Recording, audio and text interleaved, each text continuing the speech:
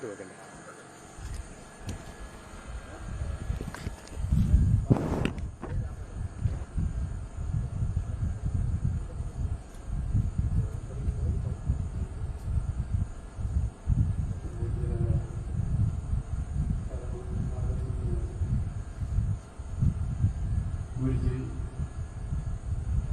അദ്ദേഹത്തിൻ്റെ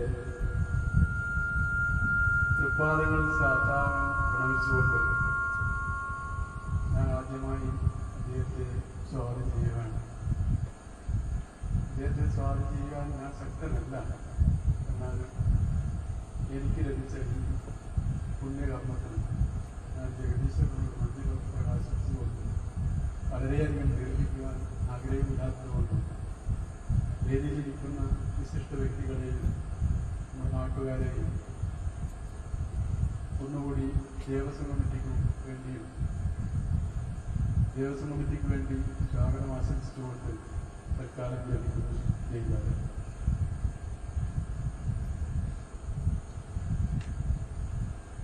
ശ്രീഹരിം പരമാനന്തമുപദേഷ്ടാരമീശ്വരം വ്യാപകം സർവലോകാനാം കാരണം തം ഭജാമ്യ.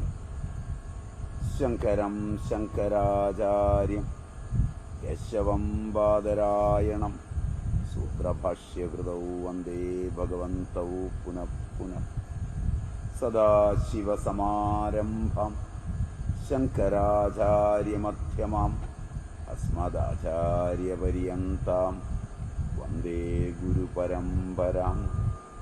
ബോധാനന്തം ച കല്യാണം മലാനന്തമാത്മജം സച്ചിദാനന്തമാത്മജം അച്യുതാനന്തഗുരും.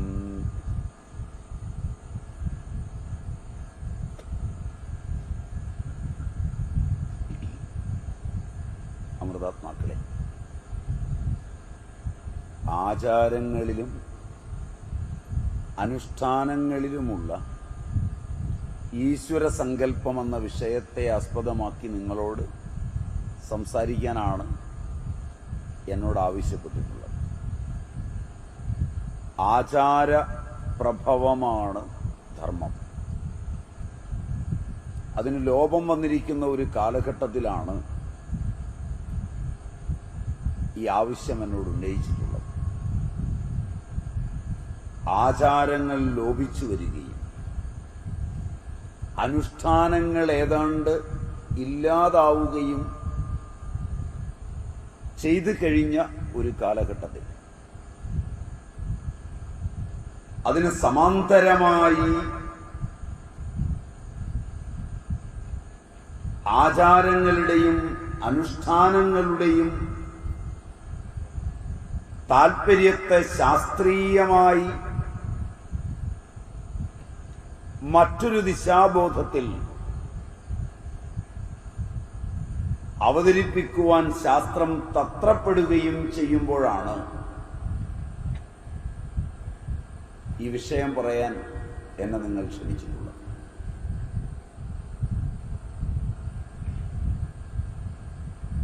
നിങ്ങൾക്കറിയുമോ ഇല്ലയോ എന്നെനിക്കറിയില്ല. നിങ്ങളുടെ കുട്ടികൾ ഇന്ന് വീട്ടിലെ മുറിയിലിരുന്ന് കളിക്കുന്ന ഒരു കളിയുടെ ലാഘവത്തോടെ, വീഡിയോ ഗെയിം എന്നൊക്കെ പറയുന്ന കളിയുടെ ലാഘവത്തോടെ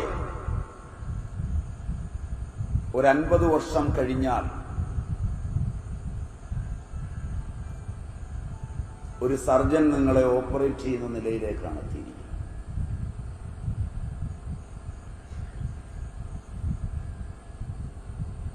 നേവിയിലും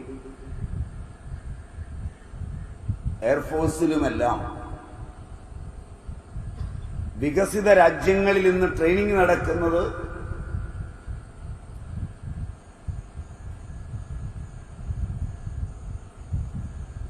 ഇത്തരമൊരു പരിശീലനത്തിലൂടെയാണ്. തന്റെ മുമ്പിൽ കാണുന്ന മോണിറ്ററിൽ തെളിയുന്ന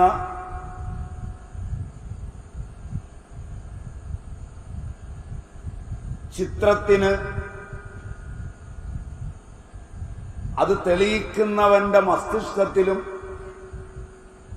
വിരൽത്തുമ്പിലും ഭാവമുണ്ടാക്കാൻ കഴിയും വിധം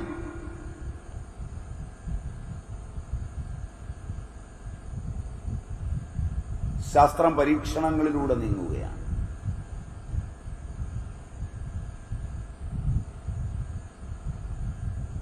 അനേക സംവത്സരങ്ങൾക്ക് മുമ്പ്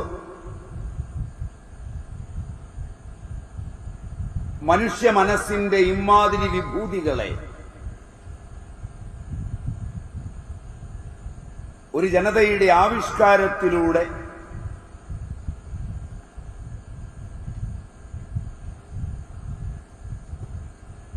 പുറത്തുകൊണ്ടുവരികയും 5 പൈസ മുടക്കാതെ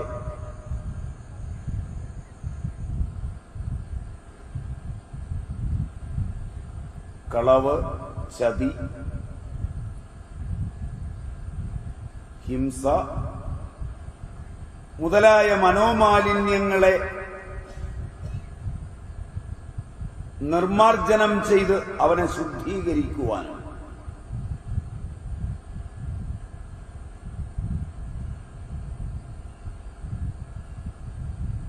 ഒരു പൈസയുടെ പോലും ചെലവില്ലാതെ അവിടെ ചെന്നെത്തുന്ന ജനതയുടെ രോഗങ്ങളെ നിർമാർജനം ചെയ്യുവാനും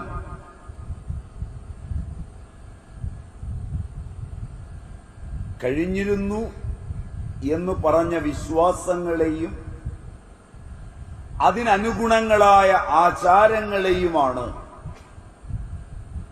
ഭൗതിക ലോകം കഴിഞ്ഞ 100 വർഷം ചോദ്യം ചെയ്തത്.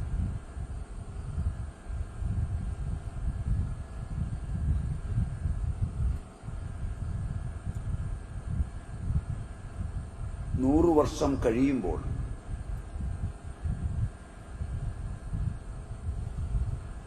അതേപോലൊരു വിശ്വാസ പ്രമാണത്തിലേക്കാണ്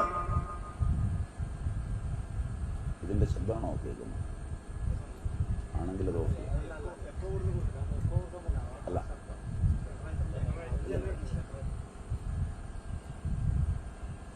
100 വർഷത്തെ ഭൗതികതയിൽ ചേർത്തുവെച്ചുള്ള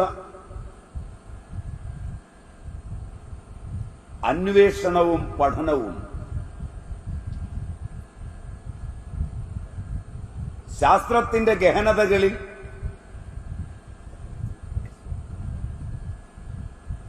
അതേപോലൊരു വിശ്വാസ പ്രമാണത്തിലേക്കാണ് പോകുന്നതെങ്കിൽ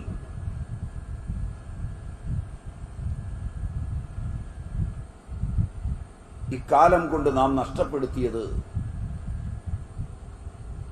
ചെറിയൊരറിവല്ല,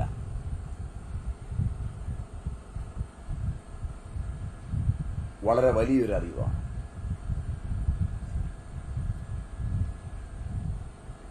ഒരു കാലഘട്ടത്തിൽ ഈ രാജ്യത്തിന്റെ ജനത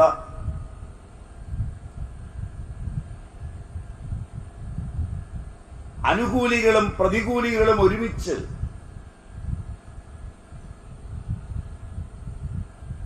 ഭൗതികതയിലൂന്നി മുന്നേറിയത് കാവുകളെയും പരിസ്ഥിതി സന്തുലനത്തിന് ഏറ്റവും പറ്റിയ സങ്കേതങ്ങളെയും നശിപ്പിച്ചുകൊണ്ടാണ്.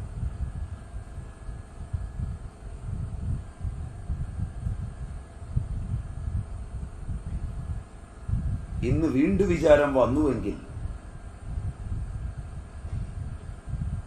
ഇനിയും ഒരു 200, 300, 500, 1000 കൊല്ലം കൊണ്ട് പോലും നാം നശിപ്പിച്ചതൊന്നും തിരിച്ചു വയ്ക്കാനാവില്ല.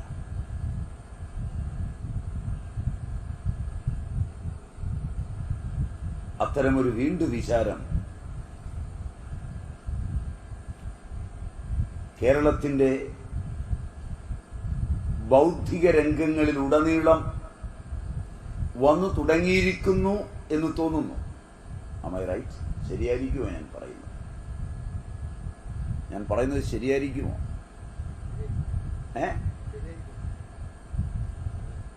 കാരണം വിശ്വാസത്തോട് എതിർപ്പുള്ളവർ വിശ്വാസത്തിനെ എതിർക്കുന്നുവെന്ന് കാണിക്കുവാനാണ് കാവുകളെ നശിപ്പിക്കാൻ പോയതെങ്കിൽ വിശ്വാസികൾ അതിനെ പാമ്പുമ്മേക്കാട്ടിലും മണ്ണാർശാലയിലും മാറ്റിപ്രതിഷ്ഠിച്ചുകൊണ്ടാണ് പരിസ്ഥിതി സന്തുലനത്തിന്റെ കാവുകൾ മുഴുവൻ നശിപ്പിച്ചത്. രണ്ടു കൂട്ടർക്കും ഈ നാടിന്റെ ചേതനയിൽ എന്തെങ്കിലും നന്മ ചെയ്തുവെന്ന് പറയാൻ അവകാശമില്ല. എന്റെ വാക്കുകളോട് നിങ്ങൾ യോജിക്കുമോ എന്ന് എനിക്കറിയില്ല. ഇത് നിങ്ങൾ ഇഷ്ടപ്പെടുമോ എന്നെനിക്ക് നിശ്ചയം പോരാ. ഇങ്ങനെ പറയുന്നത് കൊണ്ട് ഞാൻ പറഞ്ഞത് ശരിയാണെന്നാണ് എൻ്റെ ധാരണ. ശരിയായിരിക്കുമോ? രണ്ടു കൂട്ടർക്കും പ്രത്യേകിച്ച് മഹത്വം അവകാശപ്പെടാനില്ല.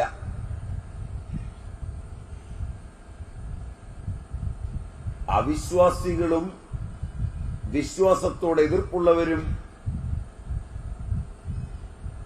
പാരിസ്ഥിതികങ്ങളായ പ്രശ്നങ്ങളെ മനസ്സിലാക്കിയപ്പോൾ തിരിച്ചു വരുന്നുണ്ടെങ്കിലും വിശ്വാസികൾ വിശ്വാസത്തെ വീണ്ടും മാറ്റിപ്രതിഷ്ഠിക്കുവാൻ തത്രപ്പെടുന്ന കാഴ്ചയുമാണ് കാണുന്നത്. അതും ശരിയായിരിക്കുമോ?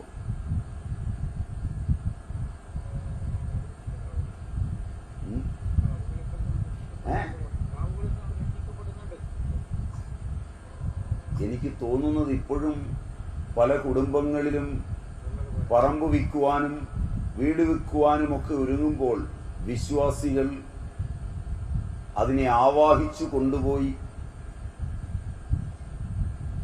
അത് വെട്ടിത്തെളിക്കുന്നതായാണ് എൻ്റെ തോന്നൽ.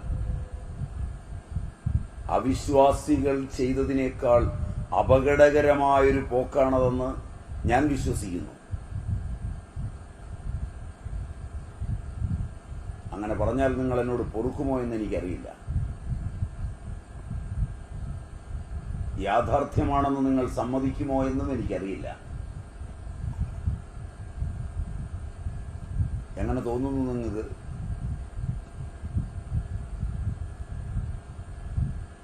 യാഥാർത്ഥ്യമുണ്ടോ ഞാൻ പറഞ്ഞത്?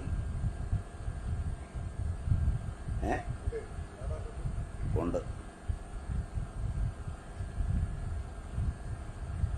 പലപ്പോഴും നമ്മൾ ഈ നിലയിലാണ് നിൽക്കുന്നത്. ആചാരങ്ങൾ എന്തിന്, അനുഷ്ഠാനങ്ങൾ എന്തിന്,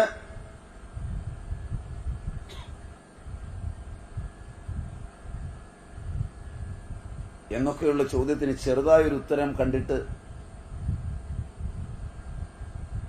അതിലെ ഈശ്വര സങ്കല്പത്തിലേക്ക് തന്നെ തിരിക്കാം എന്ന് വിചാരിച്ചാണ് ഞാൻ ഈ വഴിയിൽ തുടങ്ങിയത്. എന്താണ് മനുഷ്യനെന്നറിഞ്ഞാലാണ് അവന്റെ ആചാരവും അനുഷ്ഠാനവും തിരിച്ചറിയുക. എത്ര ശാസ്ത്രം വളർന്നാലും എത്ര പുരോഗതി നേടിയാലും ശാസ്ത്രത്തെ അനുസരിച്ചല്ല മനുഷ്യൻ ജീവിക്കുന്നത്.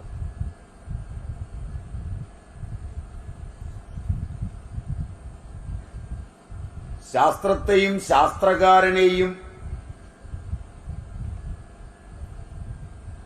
വിശ്വസിക്കുന്നതിനേക്കാളേറെ ജനത കലയെയും സാഹിത്യത്തെയും വിശ്വസിക്കാറുണ്ട്. നിങ്ങളുടെ കാര്യത്തിൽ അത് ശരിയായിരിക്കുമോ?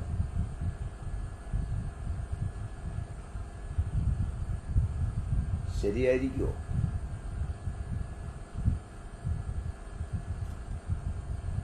നിങ്ങളുടെ കുട്ടികളെ നിങ്ങൾ വളർത്തിയെടുക്കുന്നത് അവർക്ക് വാങ്ങിച്ചു കൊടുത്ത പുസ്തകത്തിലെ അറിവിലൂടെയല്ല, പരീക്ഷ എഴുതി അവർ മാർക്ക് വാങ്ങിച്ച അറിവുകളിലൂടെയല്ല,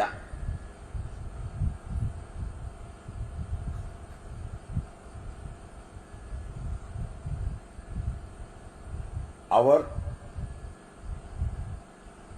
എണ്ണമറ്റ ലാബറട്ടറികളിൽ ഇരുന്ന് ചെയ്ത പരീക്ഷണ നിരീക്ഷണങ്ങളിലൂടെയുമല്ല. ചുരുക്കി പറഞ്ഞാൽ ഞാൻ പറഞ്ഞത് അതൊന്നും അവരെ കാര്യമായി സ്വാധീനിച്ചിട്ടില്ല എന്നാണ്.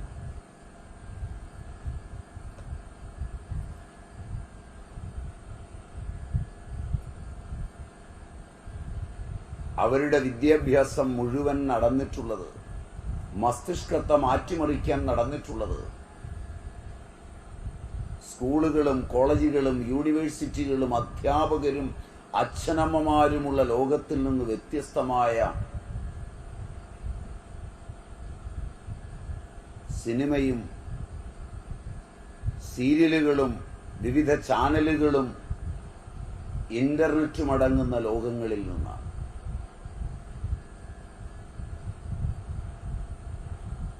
ശരി പോലെയുണ്ടോ? ശരി പോലെയുണ്ടോ?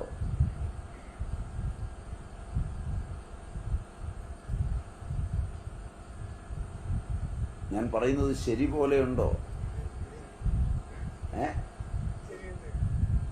കാരണം അറിഞ്ഞു വേണം എനിക്ക് മുന്നോട്ട് പോകാൻ. എനിക്ക് വളരെ പ്രധാനപ്പെട്ട ചില കാര്യങ്ങളാണ് പറയേണ്ടത്. അതിനു മുമ്പ് മനുഷ്യൻ എന്താണ്, എങ്ങനെയാണ് അവൻ രൂപപ്പെടുന്നത്,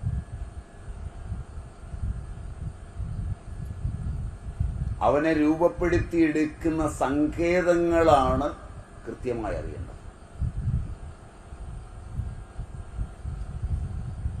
ഇവിടെയൊക്കെ ടി വി ഉണ്ടോ?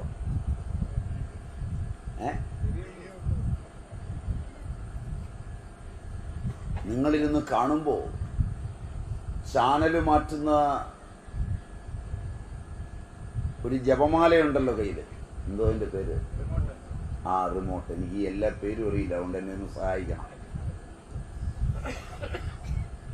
അതിലിരുന്ന ഒരു അമ്മയോ അച്ഛനോ ചാനല് മാറ്റുമ്പോൾ ഈ ഇരിക്കുന്ന കുട്ടികൾ ആരെങ്കിലും അതിന്റെ മുമ്പിൽ ഇരിപ്പുണ്ടെങ്കിൽ പോഗോ എന്ന ചാനൽ വന്നാൽ കുട്ടി അത് മേടിച്ചുകൊണ്ട് ഓടും എന്നത് ശരിയാണോ? പിന്നെ മാറ്റാൻ സമ്മതിക്കില്ല എന്നത് ശരിയാണോ? അതെന്താണെന്ന് നിങ്ങൾ നോക്കിയിട്ടുണ്ടോ? നിങ്ങളുടെ കുട്ടികളുടെ മസ്തിഷ്കത്തെ എങ്ങനത് ബാധിക്കുന്നു, അവന്റെ സ്വഭാവത്തെ എങ്ങനത് സ്വാധീനിക്കുന്നു, എങ്ങനെ അവന്റെ ജീവിതക്രമത്തെ സ്വാധീനിക്കുന്നു, എങ്ങനെ അവൻ നിയതമായ മാനവ ബുദ്ധിയിൽ നിന്ന് മാറിപ്പോകുന്നു, അത് നോക്കിയാൽ ഞാൻ പറയാൻ പോകുന്ന വിഷയം നിങ്ങൾക്ക് ബോധ്യമാകും.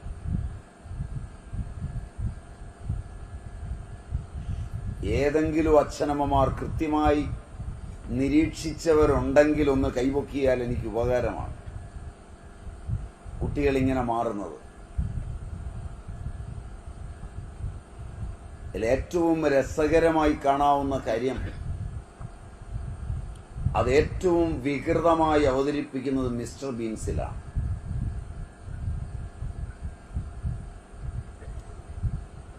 ഇയാൾ കുട്ടികളുടെ ആരാധനാ കേന്ദ്രമാണ്.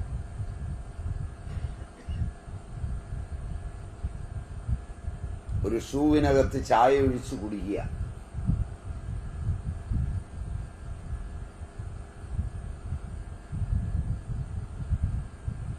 വയറിൽ ഞെക്കി അധോവായുവിനെ ശബ്ദത്തോടുകൂടി പുറത്തേക്ക് വിടുക,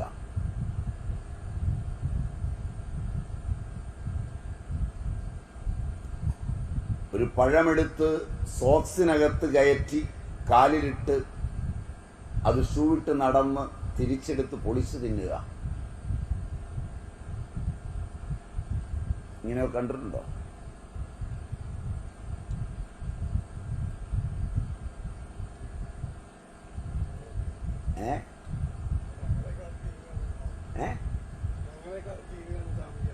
ഞാൻ മുഴുവൻ കാണും.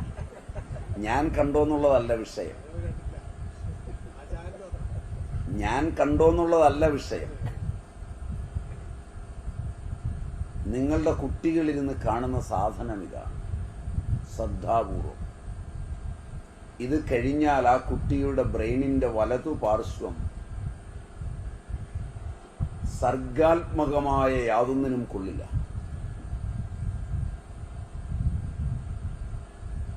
മൂന്നാം ലോക രാജ്യങ്ങൾക്ക് കൊളോണിയൽ സംസ്കൃതി സംഭാവന ചെയ്യുന്ന ബൗദ്ധിക സർജനത്തിന്റെ അത്ഭുതകരമായ ഉദാഹരണമാണ് ഞാൻ പറഞ്ഞത്. നാളെ ആ കുഞ്ഞിനെ കൊണ്ട് നിങ്ങൾക്ക് നിങ്ങളുടെ പാരമ്പര്യപ്രേരിതമായ അറിവുകൾ വേണ്ട ഉത്തമങ്ങളായ യാതൊന്നും ചെയ്യിപ്പിക്കാനാവില്ല.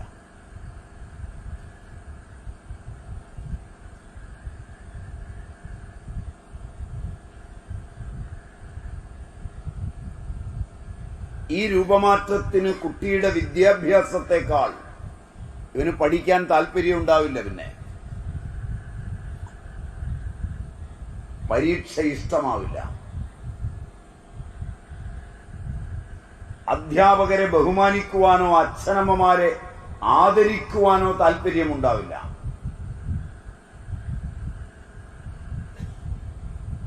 ആറേഴു വയസ്സിൽ പ്രകടമല്ലാത്ത ഓട്ടിസത്തിന്റെ ലക്ഷണങ്ങളിലൂടെ കടന്നുപോവുകയും 8-10 വയസ്സാകുമ്പോഴേക്ക് അതിപ്രകടമായ ഓട്ടിസത്തിലേക്ക് രൂപാന്തരപ്പെടുകയും ചെയ്യുവാൻ പാകത്തിന് മനുഷ്യബുദ്ധിയെ കൊണ്ടുപോകുവാൻ തയ്യാറെടുപ്പിച്ചിട്ടുള്ള പ്രോഗ്രാമുകൾ.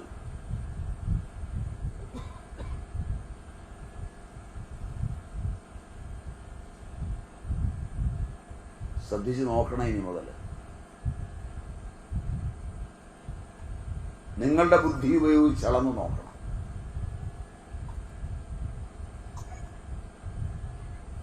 മനുഷ്യ മനസ്സിനെ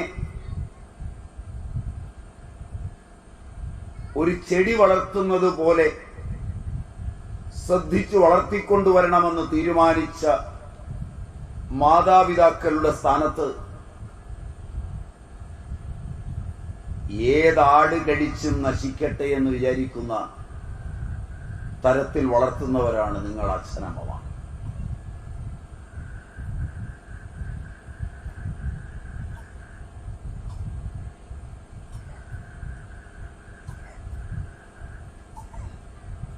ഞാൻ അപകടമാണോ പറഞ്ഞത്?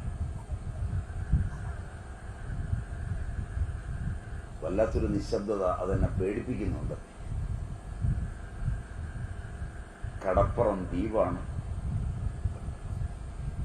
മറ്റുള്ളിടത്താണെങ്കിൽ ഓടി എനിക്ക് രക്ഷപ്പെടാം. അപ്പുറത്ത് കടലാണ്, ഇപ്പുറത്ത് കായലാണ്.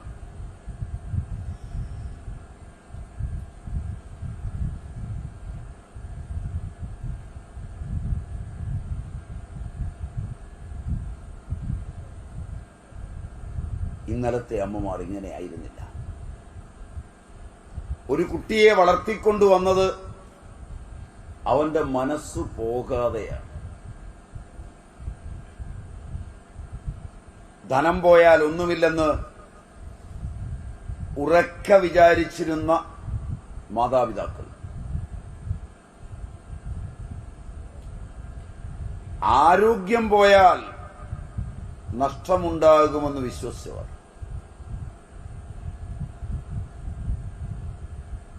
നിങ്ങൾ ഇന്ന് ആരോഗ്യം പോയാലും മനസ്സ് പോയാലും ധനം പോകാതിരിക്കാൻ നോക്കുന്നവരാണ്. Am I right?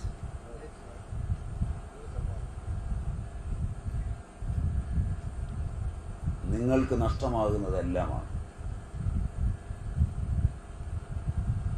ഈ മനസ്സിന്റെ ലോകങ്ങളെ കൃത്യതയുള്ള ഒരു ചെടി എങ്ങനെ ആടും പശുവും കടിക്കാതെ, അയൽവക്കക്കാരൻ വെട്ടി വിറക് ആയി കൊണ്ടുപോകാതെ കൃത്യതയിൽ വളർത്തി വലുതാക്കി, അതിൽ തന്നെ ആടിനെ കെട്ടാൻ പശുവിനെ കെട്ടാൻ പാകമാക്കുന്നത് പോലെ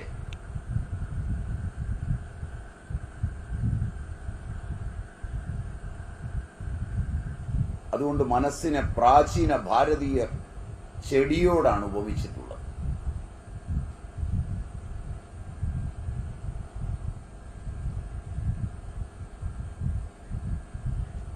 ഒരാൾ വീട്ടിൽ വന്നു തിരിച്ചു പോയാൽ ആ ആളിന്റെ സാമീപ്യം, ശരീരഭാഷ, അയാൾ വീട്ടിൽ വന്ന് പെരുമാറിയിട്ട് പോകുന്നത് വരെ തൻ്റെ കുഞ്ഞിൻ്റെ മനസ്സിനെ നശിപ്പിക്കാം, കൊണ്ടുപോകാം.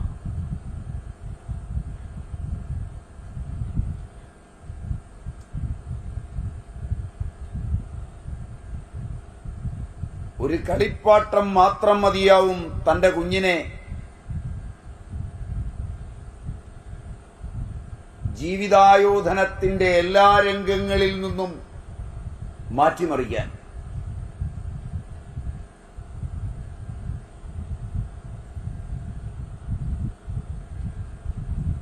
ഇതറിഞ്ഞ് മനസ്സിനെ നശിപ്പിക്കാതെ കൃത്യതയുള്ളൊരിടനാഴിയിലൂടെ കൃത്യമായി വളർത്തി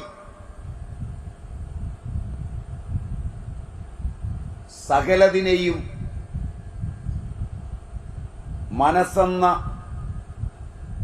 ഈടുറ്റ മരത്തിൽ കെട്ടി നിർത്താൻ വരെ കഴിയുമാറ് കൊണ്ടുപോകുമ്പോൾ മനസ്സ് എന്നുള്ളത് ആചാരത്തിന്റെയും അനുഷ്ഠാനങ്ങളുടെയും ലോകത്താണ് നിൽക്കുന്നതെന്ന് ഭാരതീയർ പണ്ടേ കണ്ടറിഞ്ഞിരുന്നു.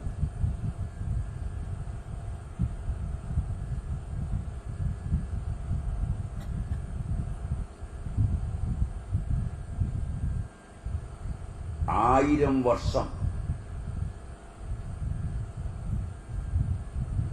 ഒരു തലമുറ പഠിച്ച് പഠിച്ച് എടുത്താൽ മനസ്സിലാക്കാൻ വിഷമമുള്ളത്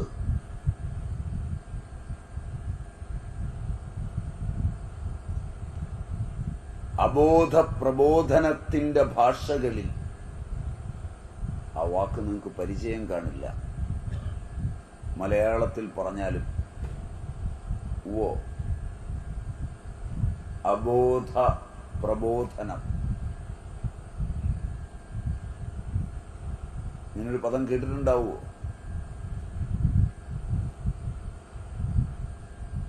ഇല്ലെങ്കിൽ ഇല്ല എന്ന് പറയാം, മനസ്സിലാവുമെങ്കിൽ മനസ്സിലായി എന്ന് പറയാം. രണ്ടും എനിക്ക് ബുദ്ധിമുട്ടില്ല. എല്ലാവർക്കും മനസ്സിലാകില്ലെന്നാണ് ഉദ്ദേശിച്ചതും കുറെ ആളുകൾക്ക് മനസ്സിലായത്.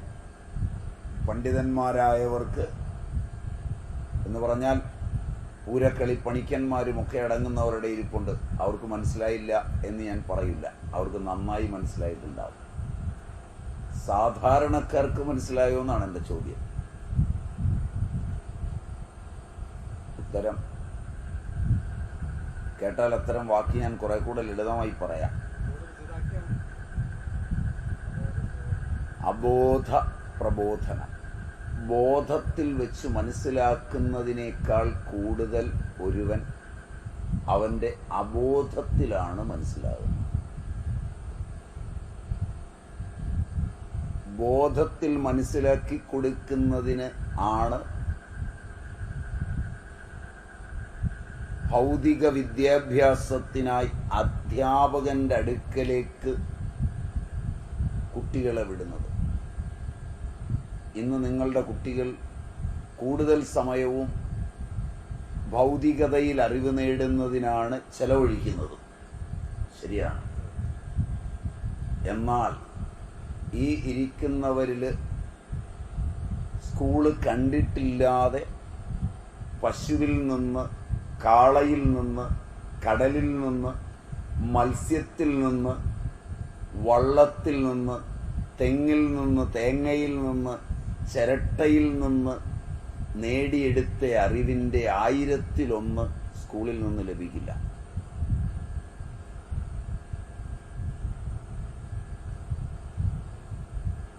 അവിടെ പഠിപ്പിക്കുന്ന അധ്യാപകൻ ബോധമുള്ളതല്ല, ചിരട്ട. മനസ്സിലായില്ല? അവിടെ പഠിപ്പിക്കുന്ന അധ്യാപകൻ കടലാണെങ്കിൽ ആ കടലിന് ഭാഷയില്ല, ഡിഗ്രിയുമില്ല. ധ്യാനാത്മകമായി ഒരു നിമിഷം ആ കടപ്പുറത്ത് നിന്ന് കടൽ തീരത്ത് ജീവിക്കുന്ന ആളുകൾ അറിഞ്ഞതൊന്നും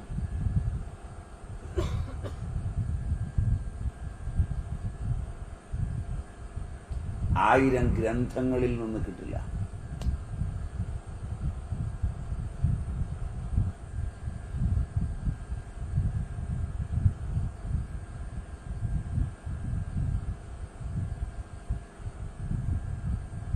ക്ഷേത്രത്തില്, അനുഷ്ഠാനങ്ങളില്, ആചാരങ്ങളില് പെടുന്നൊരു വേളയിൽ ലഭിക്കുന്ന ആന്തരികമായ അറിവൊന്നും ഭൂതഭൗതിക പ്രപഞ്ചത്തിൽ നിന്ന് ലഭിക്കില്ല.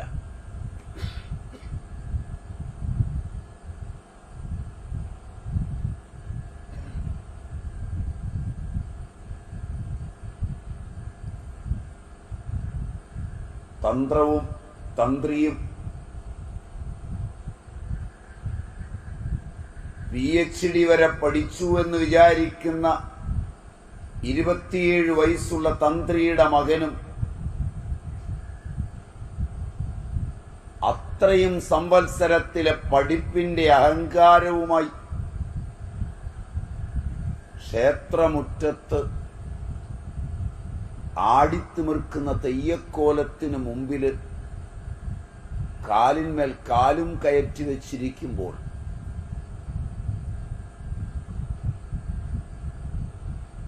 നേരെ നോക്കി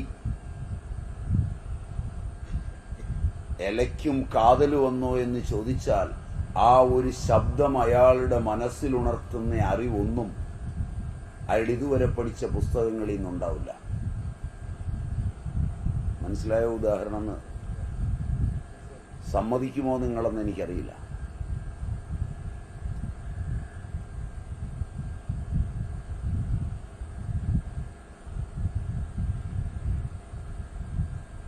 ആ വേഷമേറ്റുമ്പോൾ മാത്രം ലഭിക്കുന്നൊരു സ്വാതന്ത്ര്യത്തിൽ ഉപയോഗിക്കുന്ന അവ്യാകൃതമായൊരു ഭാഷയിൽ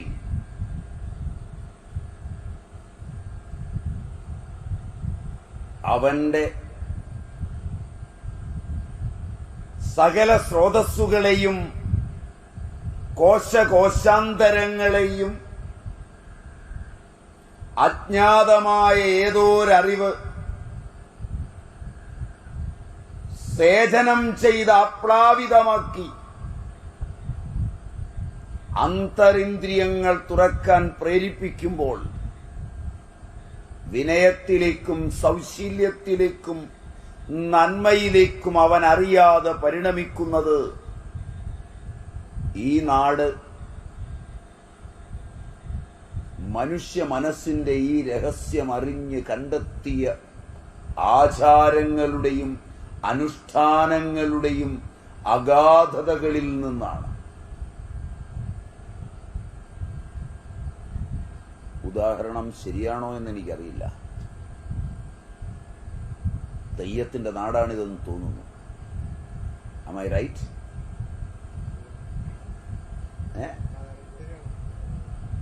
മാറുമോ? നിങ്ങളാണ് അവിടെ ഇരിക്കുന്നതെങ്കിൽ നിങ്ങളുടെ മനസ്സ്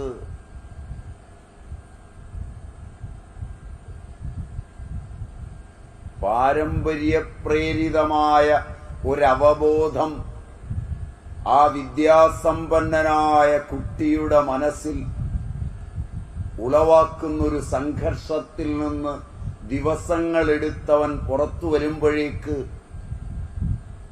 മുമ്പ് അവിടെ കാൽക്കുമേൽ കാലും വെച്ച് വാർത്തവിഗ്രഹം പോലിരുന്ന അവൻ തന്നെയായി തുടരുമോ?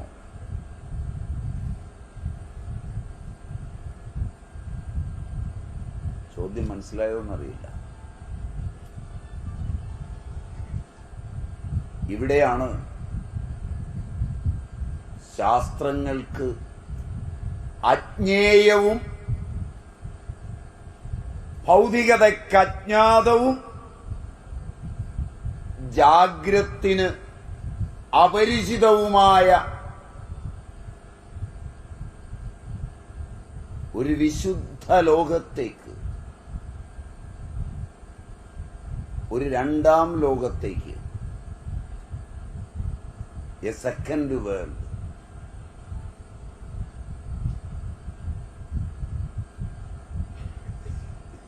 എ വെർച്വൽ വേൾഡ്,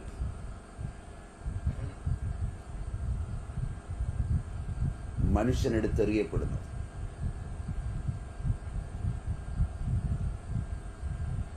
ഇത് ഈ രാജ്യത്തിന്റെ വിശുദ്ധിയുടെ ഇതിഹാസമായിരുന്നു. മനുഷ്യ മനസ്സിന്റെ കോടരങ്ങൾ അത്രയും വ്യക്തതയോടെ ദർശിച്ച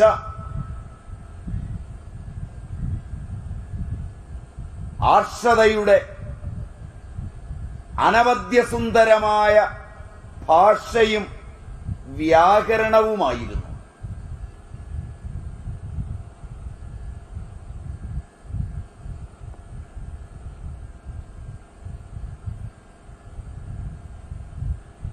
ആ അനുഷ്ഠാനങ്ങൾ, ആ ആചാരങ്ങൾ, അതിന്റെ വേളയിൽ മനസ്സിന് സംഭവിക്കുന്ന വിഭൂതികൾ,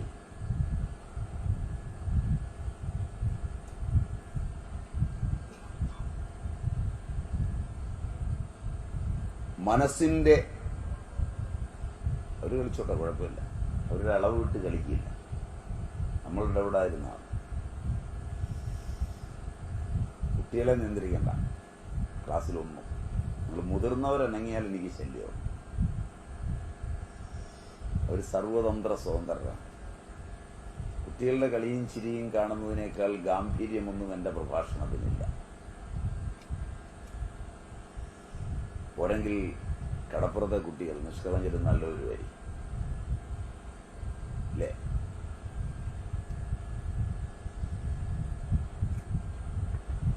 അതുകൊണ്ട് ഒരു തരത്തിൽ വളർന്നാലും കുട്ടികളെ പോലെ ആയിത്തീരാനാണ് വളരുന്നത് നല്ലത്.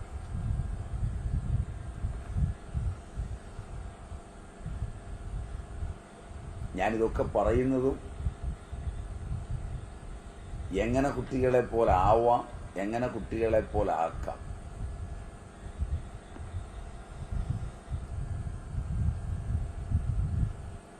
മനസ്സിന് നമുക്ക് നഷ്ടപ്പെട്ടത് കുട്ടിത്തമാണ്.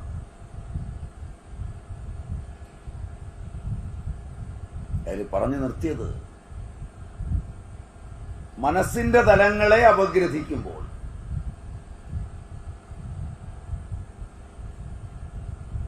ഏകാന്തതകളിൽ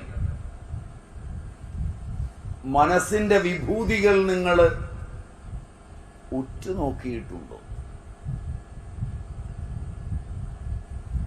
ഏകാന്തതകൾ ഉണ്ടായിട്ടുണ്ടോ നിങ്ങൾക്ക്?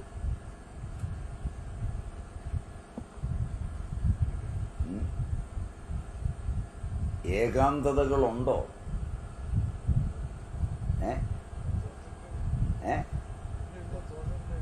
പ്രായമായാൽ അതേ ഉള്ളൂ എന്നാണ് എനിക്ക് തോന്നുന്നത്. പ്രായമായി കഴിഞ്ഞാൽ അതേ ഉള്ളൂ എന്നാണ് എൻ്റെ വിശ്വാസം. എന്തുകൊണ്ടെന്നാൽ പ്രായമാകുമ്പോൾ പലപ്പോഴും ഒറ്റപ്പെടുമെന്നാണ് എനിക്ക് തോന്നുന്നത്. അപ്പോഴെങ്കിലും നിങ്ങളുടെ മനസ്സിനെ ശ്രദ്ധിച്ചാൽ മനസ്സ് ഒരുപാട് രൂപം കൈക്കൊള്ളുന്നതാണ്. കുട്ടിക്കാലം മുതൽ നിങ്ങൾ നിങ്ങളുടെ മനസ്സിനെ ശ്രദ്ധിക്കുന്നുവെങ്കിൽ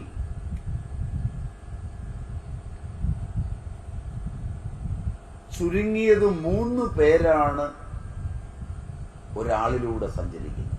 ഏറ്റവും ചുരുങ്ങിയത് ആ 3 പേരെ അറിയുമ്പോഴാണ്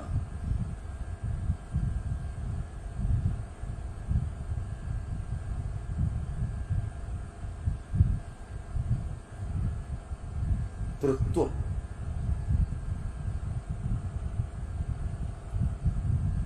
ജീവിതത്തിൽ അനുഷ്ഠാനങ്ങളുടെ പ്രാധാന്യം മനസ്സിലാകും. തൃക അല്ലെങ്കിൽ തൃത്വം എനിക്കും നിങ്ങൾക്കുമെല്ലാം ഏത് കർമ്മത്തിലും ഏത് ചിന്തയിലും ഏത് വാക്കിലും സദാ സർവദാ മൂന്ന് പേരുടെ സാന്നിധ്യം. നമ്മൾ ഒന്ന് എന്ന് പറയുന്നതെല്ലാം എല്ലായ്പ്പോഴും മൂന്നാണ്.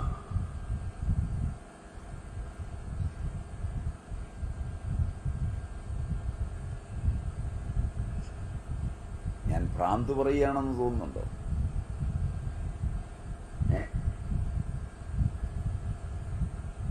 ഒരു കാര്യം അഭിലഷിക്കുന്ന ഞാൻ, ചെയ്യാൻ ആഗ്രഹിക്കുന്ന ഞാൻ, ആഗ്രഹിക്കുമ്പോൾ തന്നെ അരുതെന്ന് പറയുന്ന ഒരു ഞാൻ, ചെയ്തേ തീരൂ എന്ന് നിർബന്ധം പിടിക്കുന്ന ഒരു ഞാൻ, ചെയ്യാൻ തീരുമാനിക്കുന്നവന്റെയും ചെയ്യരുതെന്ന് ശഠിക്കുന്നവന്റെയും ഇടയിൽ സാക്ഷിയായിരിക്കുന്ന ഒരു ഞാൻ.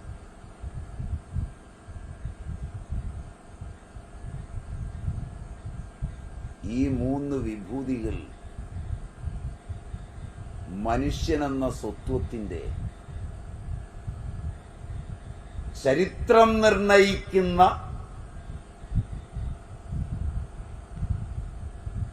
മൂന്ന് വിശുദ്ധങ്ങളായ ലോകങ്ങളായിരിക്കേണ്ടവയാണ്.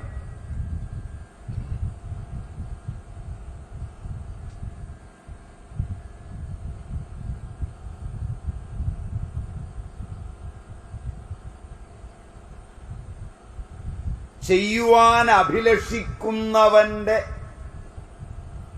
അവിശുദ്ധി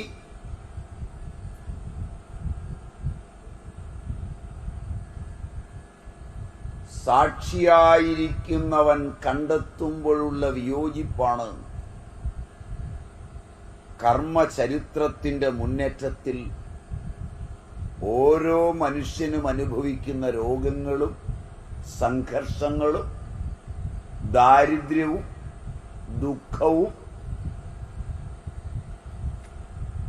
തുടങ്ങിയെല്ലാം.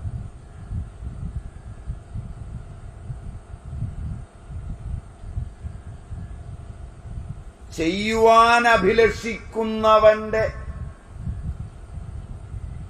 വിശുദ്ധമായ ചെയ്തിക്കുള്ള ചരിത്രം നോക്കിയിരിക്കുന്ന സാക്ഷിയിലുണ്ടാകുന്ന ചൈതന്യവത്തായ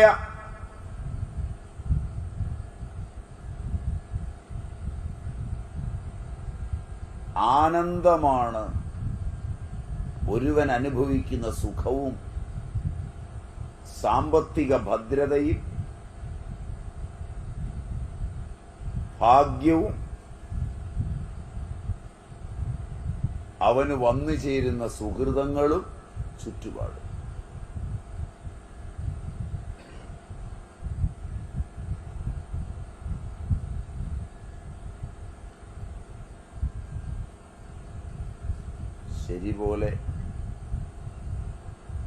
ശരി പോലെ തോന്നുമോ? ശരി പോലെ തോന്നുമോ? ആലോചിച്ചു നോക്കിയാൽ ഞാൻ ഒരു സൈഡേ പറഞ്ഞുള്ളൂ. ചെയ്യാൻ അഭിലഷിക്കുന്നവന്റെ വിശുദ്ധിയും ചെയ്യാൻ അഭിലഷിക്കുന്നവന്റെ അഭിലാഷത്തിന്റെ അശുദ്ധിയും അതിനെ നോക്കിയിരിക്കുന്നവനോട് ചേർത്ത് ഒരു പാർശ്വമേ ഞാൻ പറഞ്ഞുള്ളൂ. അങ്ങനൊന്ന് നിങ്ങളിലുണ്ടോ?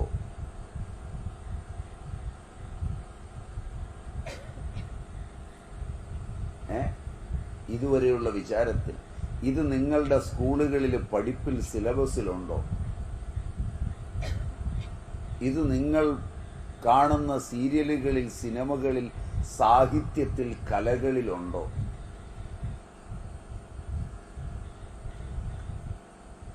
മനുഷ്യ മനസ്സിന്റെ വിശുദ്ധിയുടെയും അശുദ്ധിയുടെയും ഇതിവൃത്തം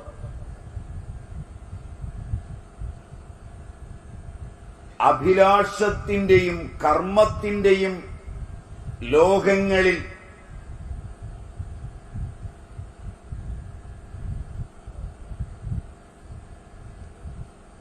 സൃഷ്ടിക്കപ്പെടുമ്പോഴെല്ലാം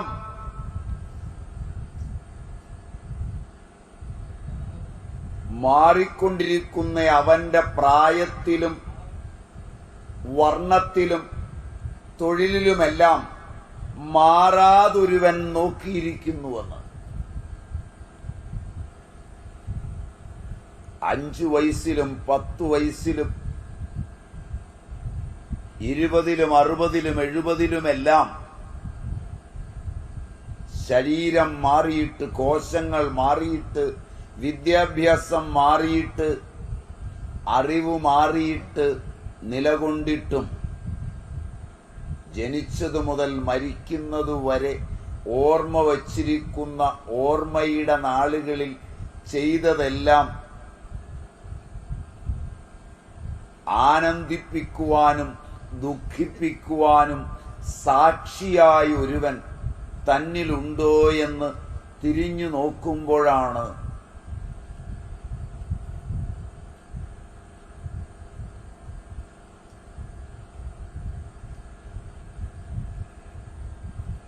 മനസ്സെന്ന ചെടിയെ സൂക്ഷിച്ചു വളർത്തണം എന്ന് ഭാരതീയർ തീരുമാനിച്ച തീരുമാനത്തിന് സത്യത്തിന്റെ നിഴലുണ്ടാകുന്നു.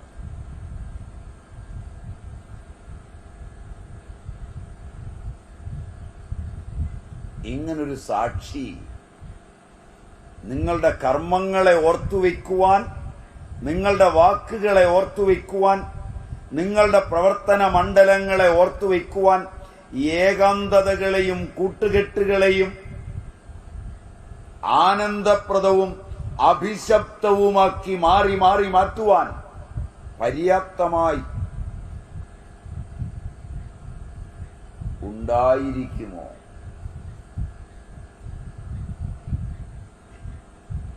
എഞ്ചിനീയറുടെയും ഡോക്ടറുടെയും അധ്യാപകന്റെയും അധ്യാപികയുടെയും മരം കയറുന്നവന്റെയും മരം മുറിക്കുന്നവന്റെയും വഞ്ചി തുഴയുന്നവന്റെയും മത്സ്യം പിടിക്കുന്നവന്റെയും സന്യാസിയുടെയും ഗൃഹസ്ഥന്റെയും ബ്രഹ്മചാരിയുടെയും എല്ലാം തലങ്ങളിൽ അവന്റെ വാക്കും പ്രവൃത്തിയും മനസ്സും കൊണ്ടുപോയ വേളകളെല്ലാം ഋണാത്മകവും ധനാത്മകവുമായി വിശുദ്ധവും അവിശുദ്ധവുമായി പോയതിനെ സാക്ഷിത്വേന നോക്കിയിരുന്ന, അതിന്റെ ചരിത്രം രേഖപ്പെടുത്തി വേദനകളിലേക്കും യാതനകളിലേക്കും ആനന്ദത്തിലേക്കും സമ്പത്തിലേക്കും മാറി മാറി തള്ളിയിടാൻ പാകത്തിന് നിലകൊള്ളുന്ന ഒരുവനുണ്ടോ, പരിചയപ്പെട്ടിട്ടുണ്ടോ എന്നൊക്കെയാണ് ഞാൻ ചോദിച്ചത്. എങ്ങനെ തോന്നുന്നു? എങ്ങനെ തോന്നുന്നു? ജാതിക്കും മതത്തിനും വർഗത്തിനും വർണ്ണത്തിനും ജനിച്ച ദേശത്തിനും കാലത്തിനും എല്ലാം അതീതമായി 3 സ്വരൂപങ്ങൾ ഓരോ വ്യക്തിയിലും നിലകൊള്ളുന്നുവെന്ന്, തൃത്വമായി നിലകൊള്ളുന്നുവെന്ന്, ഞാൻ ഒരുവനല്ല 3 പേരാണെന്ന് ബോധ്യമാകുന്നുവോ എന്നാണ് ഞാൻ ചോദിച്ചത്.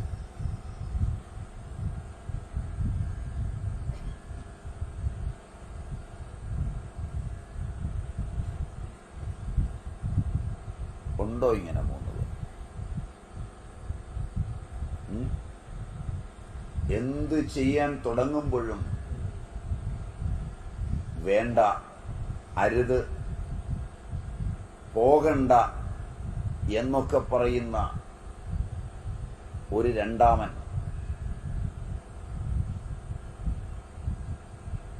പോകണ്ട എന്ന പദം ധർമ്മത്തിൽ വിശുദ്ധിയിലായിരിക്കുമ്പോൾ പിന്നീട് പോകാത്തതിനെ പുനരെടുത്ത് സാക്ഷിയായി ചൂണ്ടിക്കാണിച്ച് ആഹ്ലാദത്തോടുകൂടി പോകരുതെന്ന് പറഞ്ഞവനെ പുൽകി ആനന്ദിക്കുമ്പോൾ സുഖവും സംതൃപ്തിയും പോകണ്ട എന്ന് പറഞ്ഞത് മറ്റൊരുവൻ പോയി നേടി, പോകാതിരുന്നതുകൊണ്ട് നഷ്ടമായി, വേണ്ടത് ചെയ്തില്ല, പോകാതിരുന്നത് തെറ്റായി എന്ന് തോന്നുമ്പോൾ, നിതാന്തമായ ദുഃഖമുണ്ടാക്കുമ്പോൾ അവനെ വിമർശിക്കുന്ന സാക്ഷി.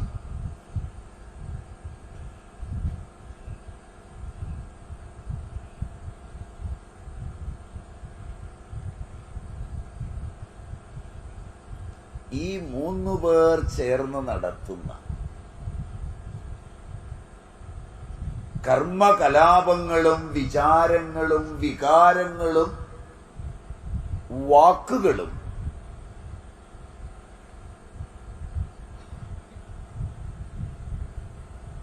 വിശുദ്ധങ്ങളാക്കുന്നതിന് പര്യാപ്തമായ വിദ്യാഭ്യാസം പാശ്ചാത്യന്റെ വിദ്യാഭ്യാസ സംസ്കൃതിയുടെ കീശയിലെങ്ങുമുള്ളതായി എനിക്കറിയില്ല.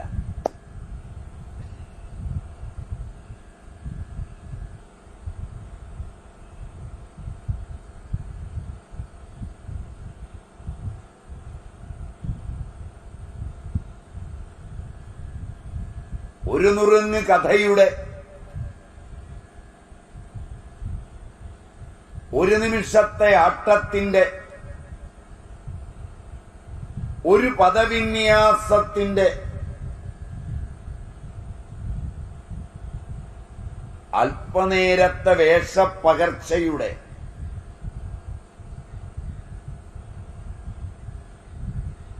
കുറച്ചു മനയോലയും കുറച്ചു ഗുരുത്തോലയും കുറച്ചു മഞ്ഞളും,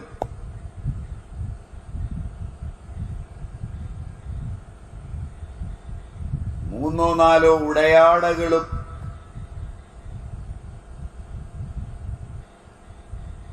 ഒരുക്കി വെച്ച ഒരു കിരീടവും,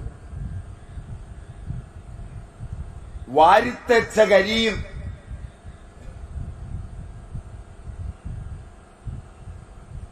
അല്പം പദവിന്യാസവും,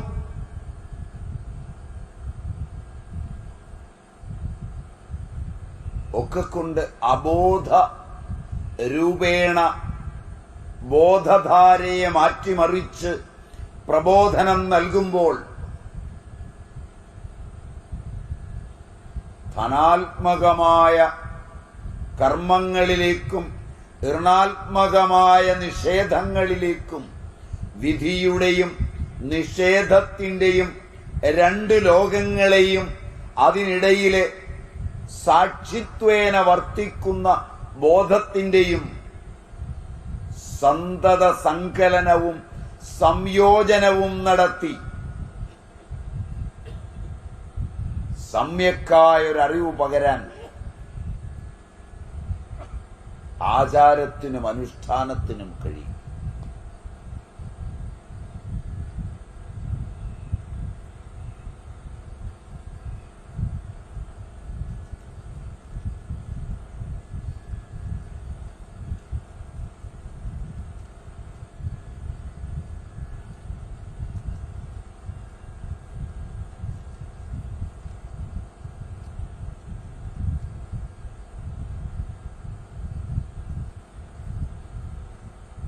പല്ല് തേക്കാതെ ആഹാരം കഴിച്ചാലും വയറ് നിറയും. മനസ്സിലായില്ല? ചിലപ്പോൾ ഭൗതികാരോഗ്യം കൂടിയെന്നും വരും.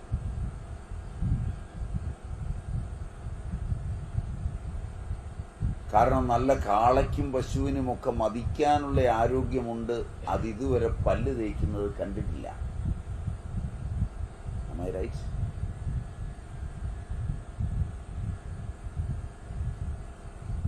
അതുകൊണ്ട് പല്ല് തേക്കണമെന്നില്ല. ഒരാഴ്ച കുളിക്കാതെ രാവിലെ ചായ കുടിച്ച് ശീലിച്ചാൽ കുളിക്കുന്നതിന് മുമ്പ് കുടിക്കാതെ പറ്റില്ല. ശരിയല്ല. വീട്ടില് നല്ല ചായ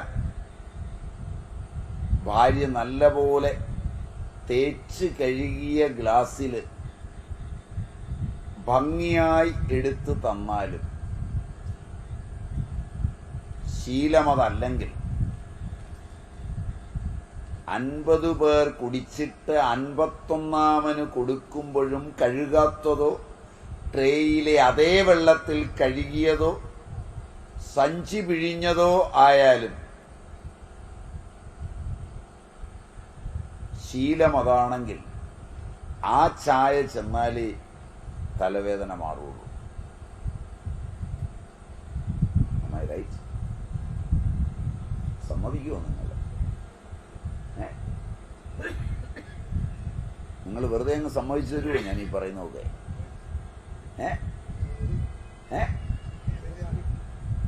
രാവിലെ വീട്ടിൽ നിന്ന് ഇറങ്ങിപ്പോവാണ്, ചായ ഞാൻ എടുത്തു. ചായ വേണ്ട, നീ എടുത്തത് വൃത്തിയുള്ള ചായയാണ്, നല്ല ചായപ്പൊടി ഇട്ടെടുത്തതാണ്, നല്ല പാലാണ് നീ ഒഴിച്ചത്, നല്ല പാലൊഴിച്ച ചായ എനിക്ക് വേണ്ട, ചായപ്പൊടിയിലെടുത്ത ചായ എനിക്ക് വേണ്ട. മറ്റുള്ളവർക്ക് ചായ എടുത്ത പിട്ടിലേക്ക് വെള്ളമൊഴിച്ച് സഞ്ചി ഒന്ന് ഞെക്കിപ്പിഴിഞ്ഞ് സഞ്ചി പിഴിഞ്ഞ ചായ മതി എനിക്ക് എന്ന് പറയാതെ പറഞ്ഞുള്ളൊരു പോക്കല്ലേ അത്?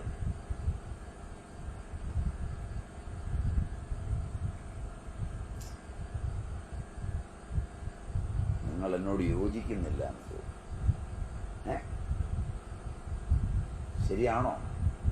ഇവിടെ ഒന്നും ചായക്കടയില്ലെന്ന് തോന്നുന്നു.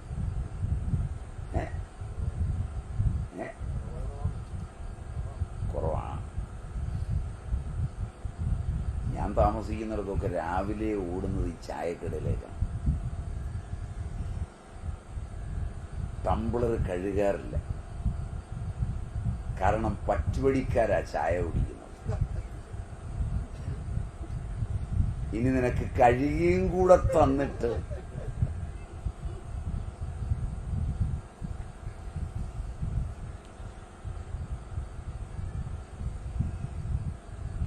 അപ്പോൾ ആ ചായ കുടിക്കുമ്പോൾ ശരീരത്തെ സംബന്ധിച്ചിടത്തോളം പ്രശ്നമില്ലായിരിക്കാം.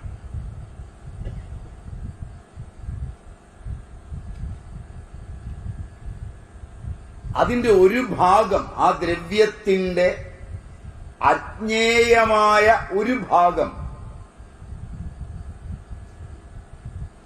അബോധമായ മനസ്സാണ്.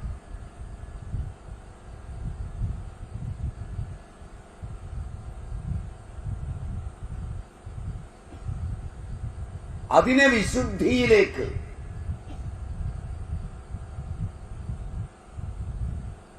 മനസ്സ് വ്യാപകവും ശരീരം വ്യാപ്യവുമാണ്. മനസ്സ് അകത്തും പുറത്തും വ്യാപിച്ചു നിൽക്കുന്നതാണ്. അതിരില്ലാതെ വികസിച്ചു നിൽക്കുന്ന സൂക്ഷ്മമായ മനസ്സ്, അതിനുള്ളിൽ പരിമിതമായി കുടുങ്ങി നിൽക്കുന്ന ഈ ശരീരം,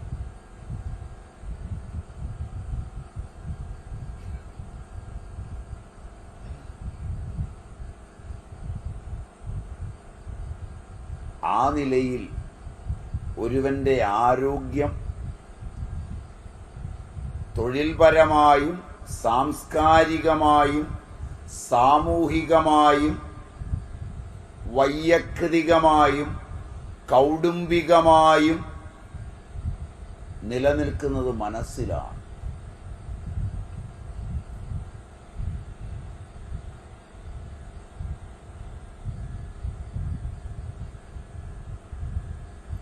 ഏത് രോഗത്തെയും ഏത് ദുഃഖത്തെയും ഏത് ദാരിദ്ര്യത്തെയും ഏത് വ്യക്തിയും മനസ്സിൽ സങ്കൽപ്പിച്ച് കഴിഞ്ഞിട്ട് മാത്രമേ ജീവിതാനുഭവമായി വരൂ.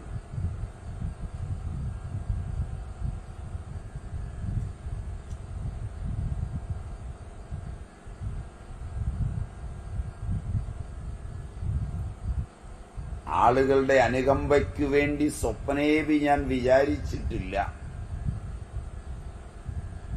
ഞാനിങ്ങനെ വിചാരിച്ചതേയില്ല എന്നൊക്കെ ആണയിട്ട് പറയും. ഏത് വ്യക്തിയും സങ്കൽപ്പിച്ചതു മാത്രമേ അവന്റെ ശരീരത്തിലും അവന്റെ ജീവിതത്തിലും സംഭവിക്കൂ.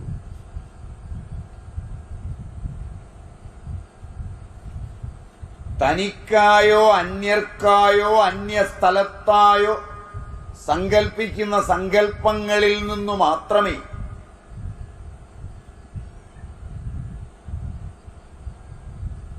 ക്ലേശങ്ങളും ദുഃഖങ്ങളും സുഖങ്ങളും സമ്പത്തും ദാരിദ്ര്യവും എല്ലാം വ്യക്തി അനുഭവിക്കൂ.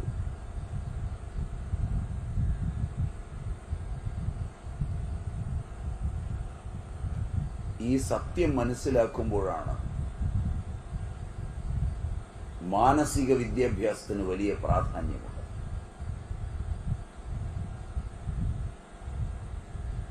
മാനസിക വിദ്യാഭ്യാസം ബോധപ്രബോധനത്തിൽ അസാധ്യമാണ്.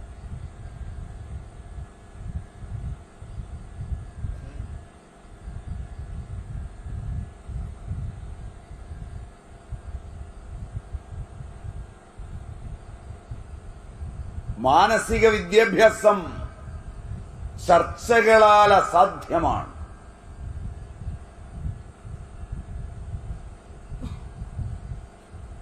രണ്ട് വ്യക്തികൾ തമ്മിൽ അറിഞ്ഞ് സംഭാഷണം ചെയ്യുമ്പോഴെല്ലാം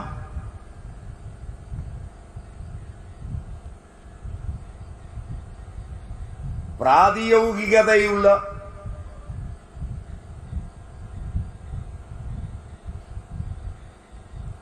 രണ്ട് മാനങ്ങൾ ഉളവാകുകയും ചെയ്യും.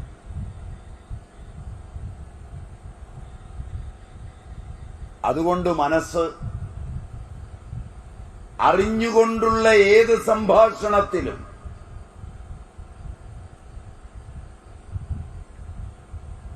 നിരന്തരമായി വഴിമാറ്റിക്കൊണ്ടുപോവുകയും ചെയ്യും. പറയാൻ ഉദ്ദേശിക്കുന്നവ, പറയേണ്ടവ, പറഞ്ഞ ആനന്ദം അനുഭവിക്കേണ്ടവ പറയേണ്ടതുപോലെ പറയാതിരിക്കാൻ ശ്രദ്ധിക്കുന്ന ഒരു മനസ്സുമായാണ് വ്യക്തി സാമൂഹിക ജീവിതം നയിക്കുന്നത്, കുടുംബജീവിതം നയിക്കുന്നത്.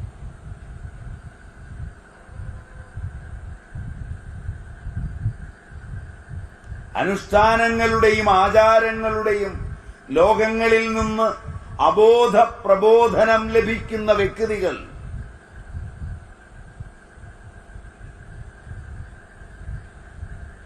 അബോധത്തെയാണ്, അജ്ഞേയതയെയാണ് മൗലികമായി അംഗീകരിക്കുന്നതും ചേർന്നു പോകുന്നതും. ഇത് കാസർഗോഡ് ജില്ലയാണ്. ശരിയാണ്, കേരളത്തില് ഏറ്റവും വിദ്യാഭ്യാസ നിലവാരം കുറഞ്ഞ ജില്ലകളിലൊന്നാണ്.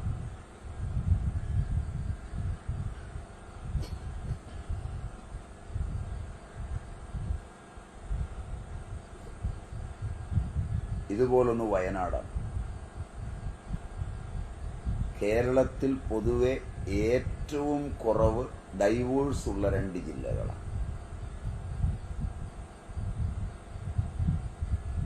എന്നിട്ടും വിദ്യാസമ്പന്നരുടെ ഇടയിൽ ഒരു വർഷം 2000 കേസുകളാണ് കോടതിയിലെത്തുന്നത്.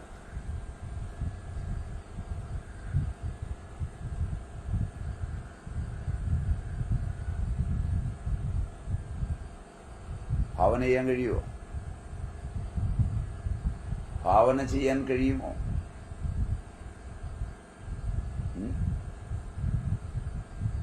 ഭാവന ചെയ്യാൻ കഴിയുമോ? എന്തുകൊണ്ടാണ് വിദ്യാസമ്പന്നർ ഇത്ര വേഗം മടുക്കുന്നത്? മടുക്കുന്നതുകൊണ്ടായിരിക്കുമല്ലോ ഡൈവോഴ്സിന് ഇഷ്ടപ്പെടുന്നത്. അതിലേറിയ കൂറും പ്രേമവിവാഹവുമാണ്.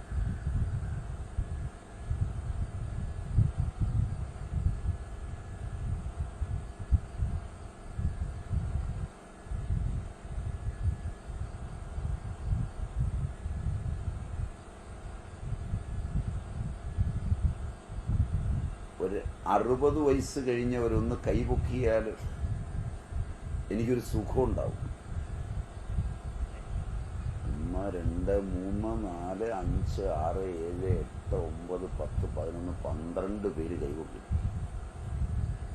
13 പേർ. ഈ കൈപൊക്കിയവരാരും പ്രേമിച്ച് വിവാഹം കഴിച്ചവരല്ല എന്ന് വിചാരിച്ചോട്ടെ. Am I right? ശരിയാണോ? അച്ഛനമ്മമാർ കണ്ടെത്തി തന്നതാണ് കൂടെയുള്ളത് എന്ന് എനിക്ക് വിചാരിക്കാമോ? ഏതാണ്ട്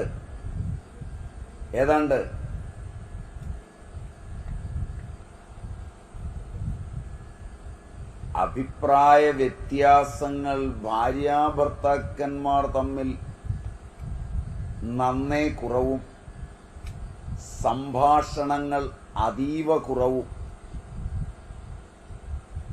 പ്രകടനപരത തീരെയില്ലാത്തതും ആയ ഒരു കുടുംബജീവിതമാണ് ഇന്നത്തതുമായി താരതമ്യപ്പെടുത്തിയാൽ ആ കൈപൊക്കിയ നിങ്ങളുടേതെന്ന് ഞാൻ പറയുമ്പോൾ അതിൽ ശരിയുണ്ടോ?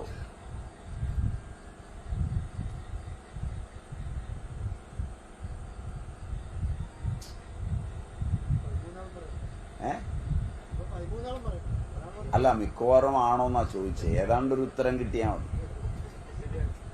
ഏതാണ്ടൊരു ഉത്തരം എനിക്ക് കിട്ടിയാൽ മതി. അവര് തന്നെ പറയണമെന്നും എനിക്കില്ല. അവരെ പരിചയമുള്ള നിങ്ങളാരെങ്കിലും പറഞ്ഞാലും മതി. അവര് പറയുന്നതിനേക്കാൾ കുറച്ചുകൂടെ നല്ലതും അതാണ്. കാരണം കാണുന്നുണ്ടല്ലോ ആ ജീവിതം. മനസ്സിലായില്ല? അത്യാവശ്യം മാത്രം പബ്ലിക് കാണെ ഭാര്യാഭർത്താക്കന്മാർ തമ്മിൽ വർത്തമാനം പറയുന്നു. ഒരുപാട് വർത്തമാനമൊന്നുമില്ല.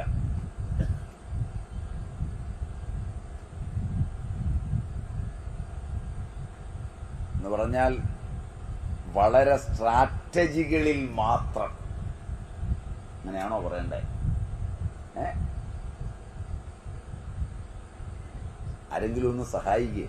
ഞാൻ ഒറ്റയ്ക്കേ ഉള്ളൂ. അങ്ങനെയാണോ പറയാവുന്നത്? സംഭാഷണം വളരെ കുറവാണ് അവർ തമ്മിൽ. വളരെ അത്യാവശ്യം ഉണ്ടെങ്കിൽ സംഭാഷണം. പ്രകടനാത്മകതയില്ലാത്ത ജീവിതം. ശരിയാണോ? ഒരു സ്ഥലത്തേക്ക് പോവുകയാണെങ്കിലും ഒരു 15 അടി അകലം ഉണ്ടാവും രണ്ടുപേരും തമ്മിൽ കാഴ്ചയിൽ. ഞാൻ പോകുന്ന വഴിക്ക് ഞാൻ ശ്രദ്ധിച്ചതാ. അതുകൊണ്ടാണ്. ശരിയുണ്ടാവൂ? അതുകൊണ്ടായിരിക്കും തിരിഞ്ഞു നോക്കിയത്. ഉണ്ടോന്ന് ചോദിക്കാനായിരിക്കുമല്ലേ?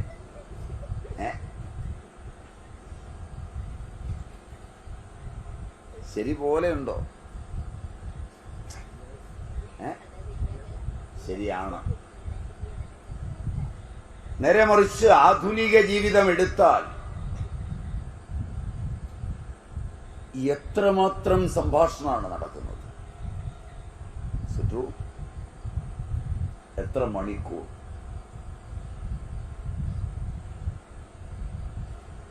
എന്തെന്ത് കഥകളാണ് പറയാനുള്ളത്. എവിടെയെല്ലാമാണ്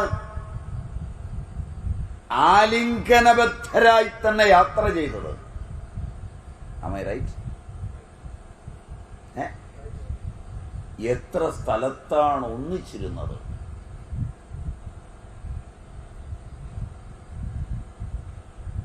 ഇതിനെല്ലാം അപ്പുറം ശാരീരികമായ ഈ ചേർച്ചകൾക്കെല്ലാം അപ്പുറം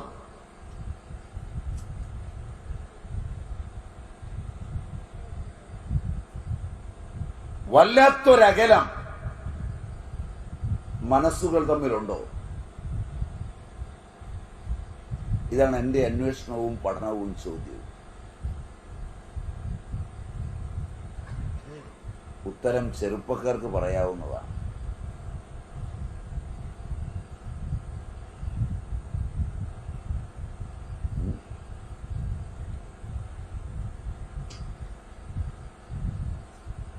എന്തു തോന്നുന്നു?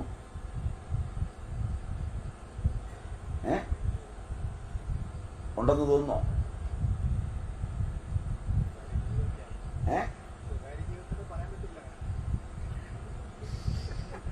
സ്വകാര്യ ജീവിതത്തിൽ പറയണ്ട, പൊതുവെ പറഞ്ഞാൽ മതി. ഞാനതുകൊണ്ട് ആരുടെയും സ്വകാര്യ ജീവിതം ചോദിക്കുന്നില്ല.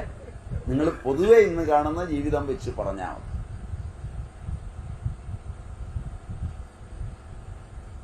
ഇന്നലെയുടെ ഈ 10 അടി അകലത്തിൽ നടക്കുമ്പോഴും വർത്തമാനങ്ങൾ കുറയുമ്പോഴും ഒരാൾ കഴിക്കണമെങ്കിൽ മറ്റേയാൾ കഴിക്കണം. ശരിയാണോ? ശരിയാണോ?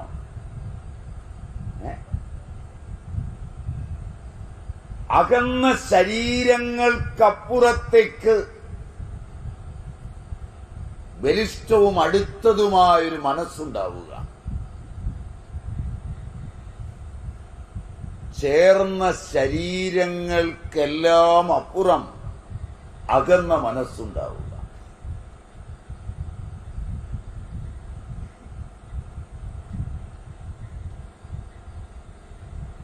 എവിടെയാണ് മനസ്സിന്റെ വിഭൂതി? എങ്ങനെയാണ് മനസ്സിനെ വിദ്യാഭ്യാസം ചെയ്യിക്കുന്നത്?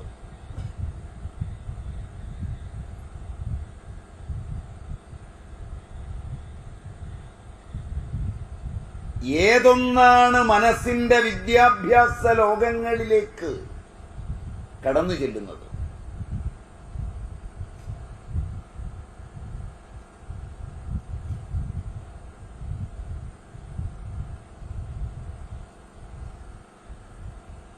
ഇവിടെയാണ് ഞാൻ നേരത്തെ പറഞ്ഞ അബോധ പ്രബോധനത്തിന്റെ കാര്യമായ ചെലവൊന്നും ചെയ്യാതെ കുറച്ച് കരിയും കുരുത്തോലയും കൊണ്ടുപോലും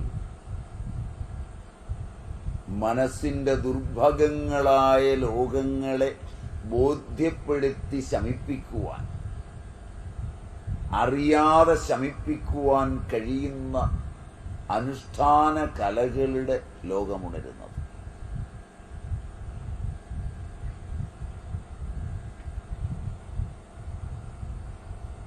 എന്റെ വിഷയം അതുമല്ല, അതിലെ ദൈവസങ്കല്പമാണ്.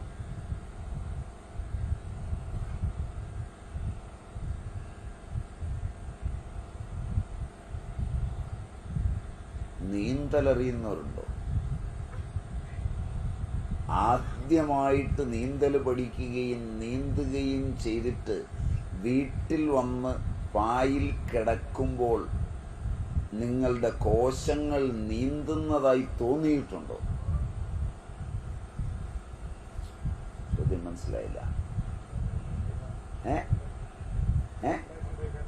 സംഭവിക്കാറുണ്ട്. സൈക്കിള് ചവിട്ടിയിട്ടുണ്ടോ?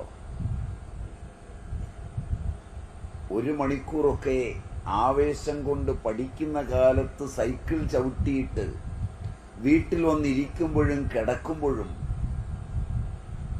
പൃഷ്ഠം മുതൽ മുട്ടുവരെയുള്ള ഭാഗങ്ങൾ സൈക്കിൾ ചവിട്ടുകയാണ് എന്ന തോന്നലുണ്ടായിട്ടുണ്ടോ?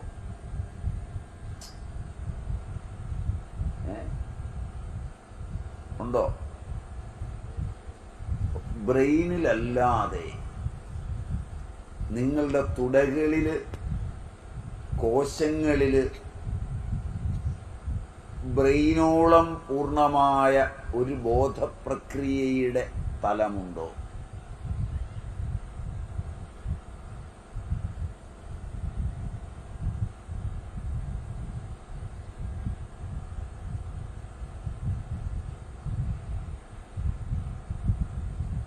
മറ്റുള്ളവരോട് വർത്തമാനം പറഞ്ഞുകൊണ്ട്, ചിരിച്ചുകൊണ്ട് അപകടകരമായ തൊഴിലുകൾ നല്ല കത്തിയാൾ കൊണ്ട്, കത്തിയാൾ എന്നാണോ അവിടെ പറയാ, അരിയുകയും മുറിക്കുകയും ഒക്കെ ചെയ്യാൻ ലാഘവത്തോടെ കഴിയുക. ബ്രെയിൻ മറ്റു കാര്യങ്ങളിൽ ഏർപ്പെടുമ്പോഴും ചെയ്യുക. അവരിടിക്കുന്നവരാരെങ്കിലും ഈ പ്രദേശത്തുണ്ടാവുമോ? ഇടിയന്മാർ ഇല്ല. അവര് മേടിക്കാൻ പോയിട്ടുണ്ടോ അടുത്ത എവിടെയെങ്കിലും വീടുകളിൽ? ഇല്ല, അതുമില്ല.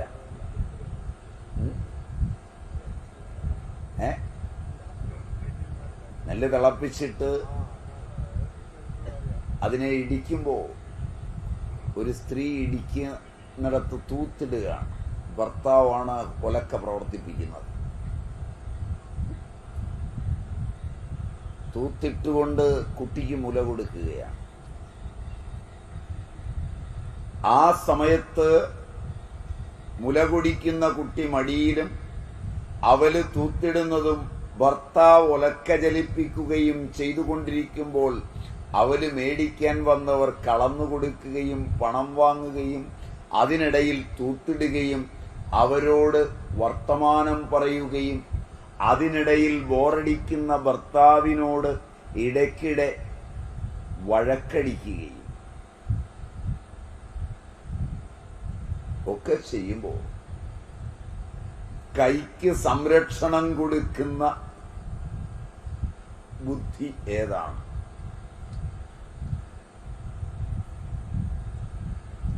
അവളോട് ചോദിച്ചാൽ പറയും, എന്റെ കൈയുടെ ബുദ്ധിയാ.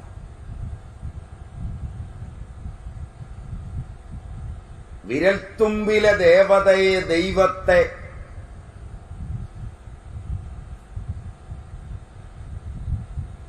പരിശീലനം കൊണ്ട്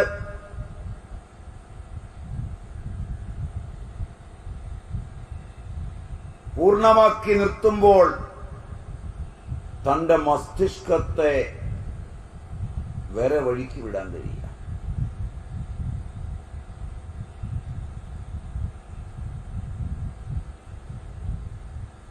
സൃഷ്ടിയുടെയും സ്ഥിതിയുടെയും സംഹാരത്തിന്റെയും ദേവതകളുടെ അനുസ്യൂതത മുതൽ കോശകോശാന്തര വ്യാപാരങ്ങളിലെല്ലാം വ്യാപിച്ചിരിക്കുന്ന ദേവതകൾ വരെ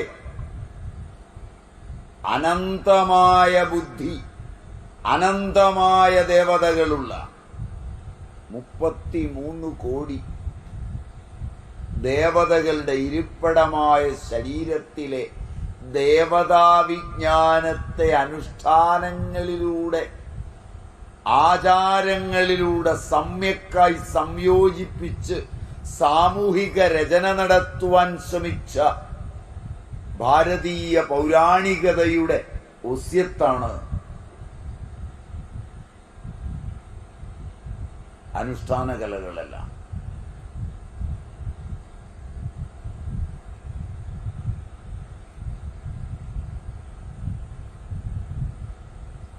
സാമൂഹികമായി തന്റെ ദേവതകളെ സമ്യക്കായി സംയോജിപ്പിക്കുന്നു എന്ന് ബോധപ്രവാഹത്തിൽ താൻ അറിയാതെ അറിവുണ്ടാകുന്നു എന്ന് വരുന്ന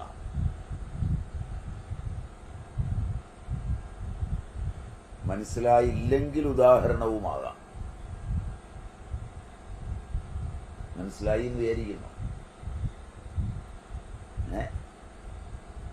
മനസ്സിലായി എന്ന് വിചാരിക്കുന്നു. ഉദാഹരണം വേണ്ടെന്ന് വിചാരിക്കുന്നു.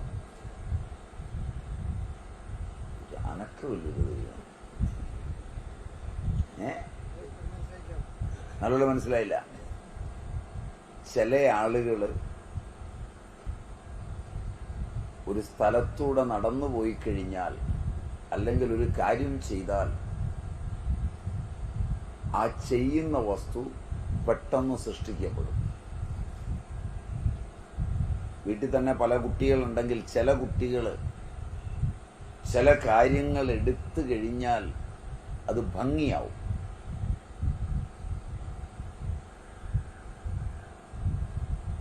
ഒരു അടുക്കളയിലൊരു ആഹാരം പാകം ചെയ്യാൻ ഈ ഇരിക്കുന്നതിൽ 2 സ്ത്രീകളെയോ 10 സ്ത്രീകളെയോ വിളിച്ച് 10 പേർക്കും ഒരേ അളവിൽ സാധനങ്ങളും കത്തിയും എല്ലാം കൊടുത്താൽ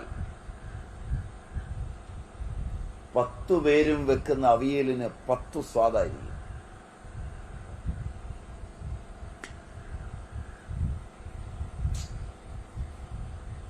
സമ്മതിക്കുവോ?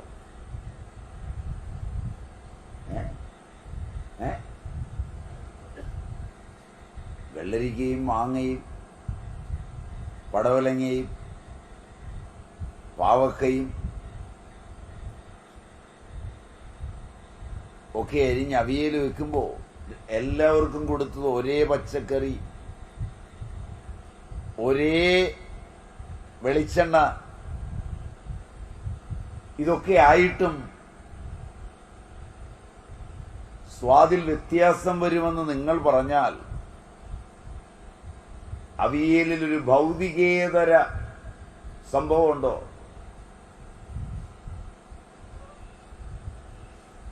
ചോദ്യം മനസ്സിലായില്ല.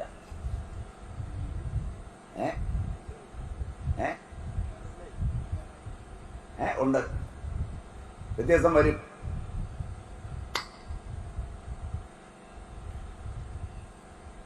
ആ വ്യത്യാസമാണ് അവരിലെ ദേവതകളുടെ സൃഷ്ടിന്മുഖ പ്രവർത്തനത്തിന്റെ കാതൽ. ഒരു പ്രവൃത്തി എടുക്കുന്നിടത്തേക്ക് ഒരുത്തൻ നടന്നു വരുമ്പോൾ അവൻ അടുത്തെത്തുമ്പോഴേക്ക് അവന്റെ സാന്നിധ്യം കൊണ്ട് ചിലത് ശരിയാവും, ചിലരടുത്തുകൂടെ പോയാൽ മതി സാധനം പോയി കിട്ടും. മനസ്സിലായില്ല?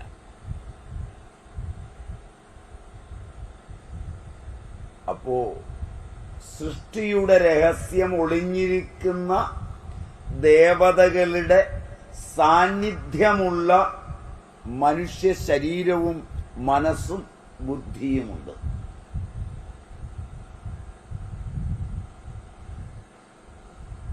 സൃഷ്ടി എന്തെന്നറിയില്ലെങ്കിലും എല്ലാറ്റിനെയും സംരക്ഷിക്കുവാനുള്ള സംരക്ഷണത്തിന്റെ ദേവത സദാ വസിക്കുന്ന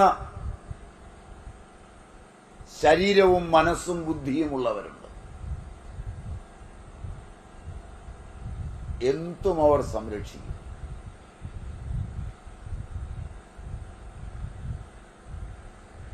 എത്തിപ്പെട്ടാൽ അവരുടെ സംരക്ഷണ വലയത്തിലെത്തിയാൽ ഒരു നാശവും സംഭവിക്കില്ല. പോലീസോ പട്ടാളമോ അതിനപ്പുറമോ ആയാൽ പോലും അനങ്ങാനാവില്ല.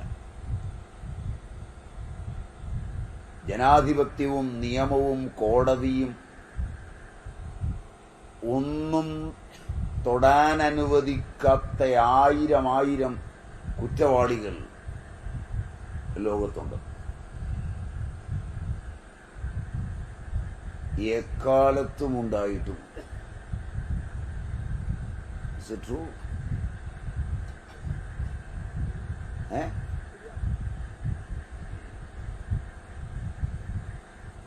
അവരെയൊക്കെ സംരക്ഷിക്കുന്നത് എന്ത് ഘടകമാണ്?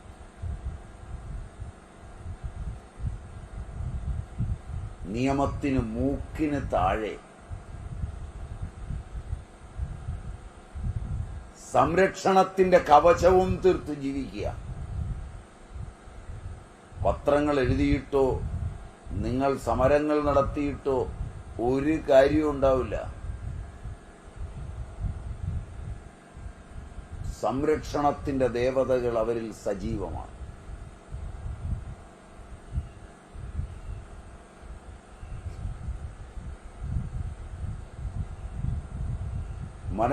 മനസ്സെന്ന വിഭൂതിയുടെ രഹസ്യങ്ങളുടെ കലവറ തുറക്കുവാൻ ഒരുങ്ങുമ്പോഴാണ് നിങ്ങളുടെ കുട്ടികളെപ്പോലും സൂക്ഷിച്ചു നോക്കിയാൽ വീട് സംരക്ഷിക്കുന്നവൻ വീടിനെ സൃഷ്ടിച്ചെടുക്കുന്നവൻ, വീടിനെ നശിപ്പിക്കുന്നവൻ. ശരിയാണോ? ശരിയാണോ? വിഭൂതികൾ ഇങ്ങനെ ഉണ്ടോ? ചിലര് വന്നാ മതി പലതും നശിക്കും, ചിലര് കൊണ്ട കാണിച്ചാൽ മതി. ഒരു കഥ തന്നെയുണ്ട്.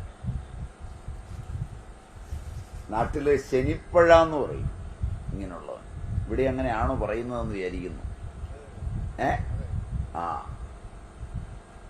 എന്ത് കണ്ടാലും പുള്ളിയെ കാണിച്ചാൽ മതി, അപ്പൊ തന്നെ പോകും. തേങ്ങയൊക്കെ കണ്ടിട്ടുണ്ടെങ്കിൽ കൊലയോടെ താഴെ വരും.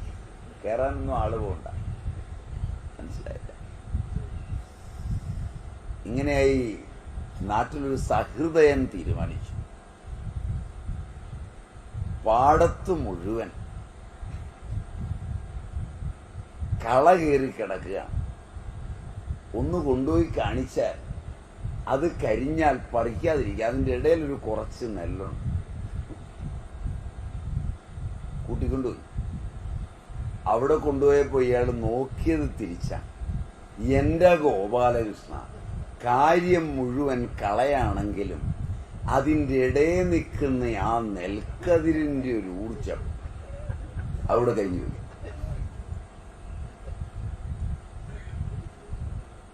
ഇങ്ങനെ പറഞ്ഞാൽ നിങ്ങൾ വിശ്വസിക്കുമോ?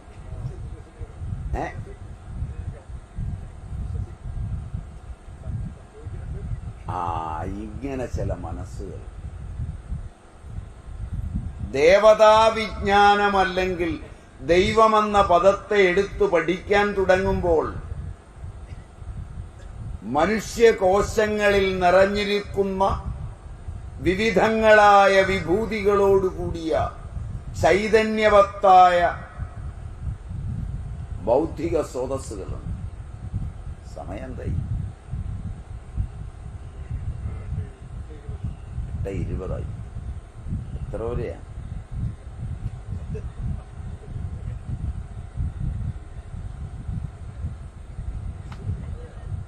കുറച്ചുകൂടെ നേരത്തെ നിങ്ങൾ വരാമെങ്കിൽ നാളെ നമുക്കൊരു അല്പം കൂടെ നേരത്തെ തുടങ്ങാം.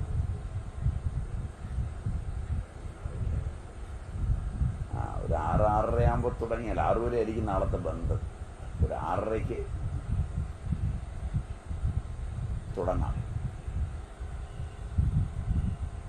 വിഷയം നിങ്ങൾക്ക് ഇഷ്ടമാണോ?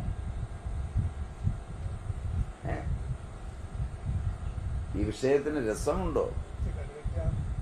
കടുകെട്ടിയാണെങ്കിലും ഇത് അറിയേണ്ട ഒരു വിഷയമാണെന്ന്.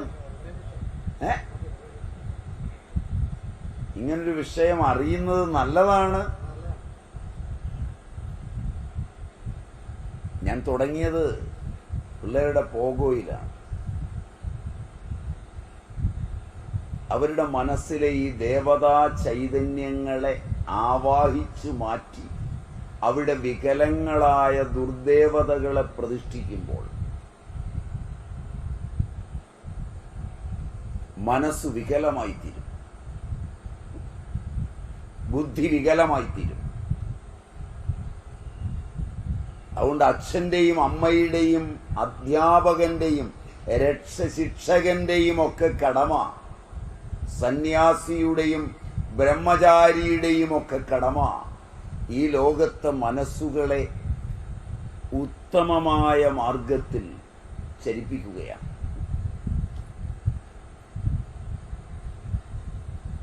ആചാരങ്ങൾക്കും അനുഷ്ഠാനങ്ങൾക്കും പ്രാധാന്യമുണ്ടായിരിക്കുകയും അബോധപ്രബോധനം കാര്യമായി നടക്കുകയും ചെയ്ത കാലങ്ങളിൽ ആശുപത്രികൾ ഈ നാട്ടിൽ കുറവായിരുന്നു. റൈറ്റ്?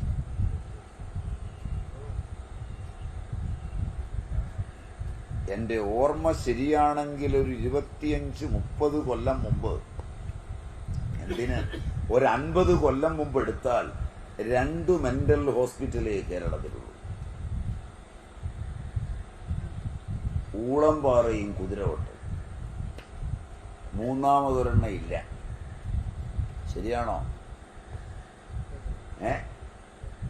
അതിനകത്ത് നിറയാനുള്ള ഭ്രാന്തന്മാർ കേരളത്തിൽ ഉണ്ടായിരുന്നില്ല.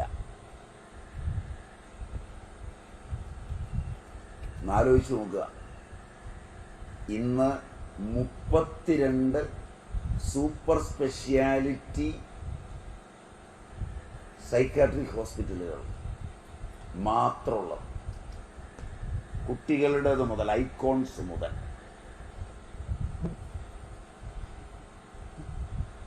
നിങ്ങൾക്ക് ആലോചിച്ച് നോക്കാം. വളരെ രസകരമാണ് നമ്മുടെ വികാസം. എല്ലാ വലിയ ആശുപത്രിയിലും ഒരു വാർഡ് 2 ഡോക്ടർമാരോടുകൂടി മിനിമം സൈക്കാട്രിക് വാർഡാണ്. ശരിയാണോ? എല്ലാം ഫുള്ളാണ്. ഭരണാധികാരികളിലും ഉദ്യോഗസ്ഥാനുദ്യോഗസ്ഥ വൃന്ദങ്ങളിലും വരെ നിയമപരമായി പാടില്ലെങ്കിലും സൈക്കഡലിക് ഡ്രഗുകൾ കഴിക്കുന്നവരാണ് കൂടുതൽ. പേര് കേട്ട മന്ത്രിമാരിൽ പലരും ഇൻസൈനാണ്.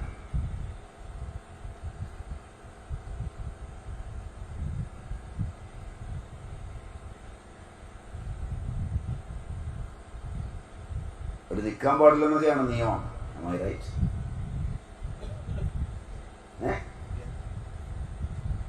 ആണെന്ന് എല്ലാവർക്കും അറിയാം.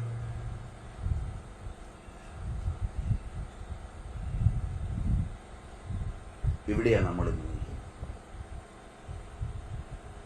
മനസ്സ് പോയാൽ പോയല്ല.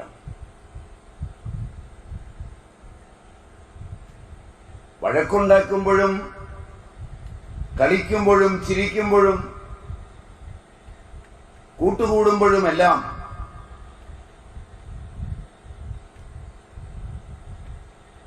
താൽക്കാലികങ്ങളായ വിഷയസുഖങ്ങൾക്കപ്പുറം തന്റെ മനസ്സ് പോകുന്നുണ്ടോ എന്ന് ചിന്തിക്കുവാനുള്ളൊരു വിദ്യാഭ്യാസം നമുക്കിന്നില്ല.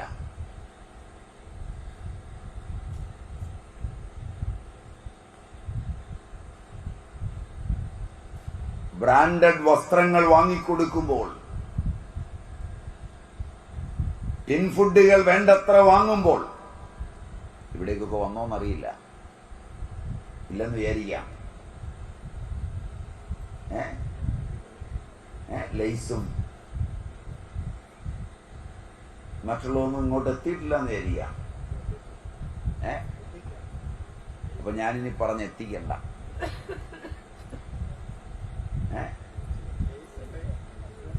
ഉണ്ടോ? അതൊക്കെ ഉണ്ടോ?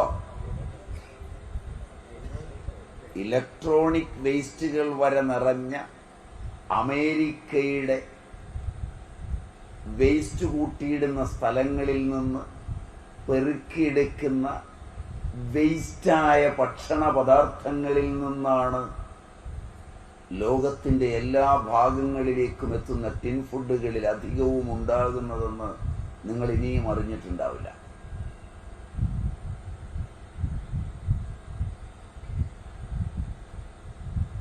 നിങ്ങൾ വിചാരിക്കുന്നത് പോലെ അത്ര സുഖപ്രദമായ രാജ്യമല്ല അമേരിക്ക. ദാരിദ്ര്യത്തിന്റെ കൊടുമുടിയിലാണ് അമേരിക്കയിലെ 90% ജനങ്ങൾ. 10% തികച്ചില്ല നേരാം വണ്ണം ഉണ്ണാനും ഉടുക്കാനും ഉള്ളവർ.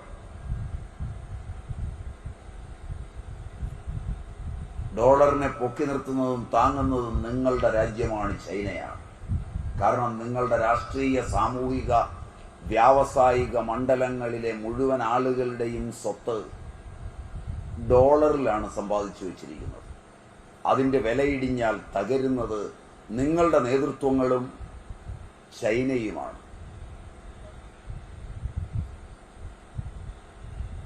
അല്ലെങ്കിൽ അമേരിക്കൻ ഡോളറിൽ നിന്ന് വില പോകും. വില പോയാൽ തകരുന്നത് ഈ രാജ്യമാണെന്ന് അറിഞ്ഞാണ് അതിനെ പൊക്കി നിർത്താൻ ശ്രമിക്കുന്നത്.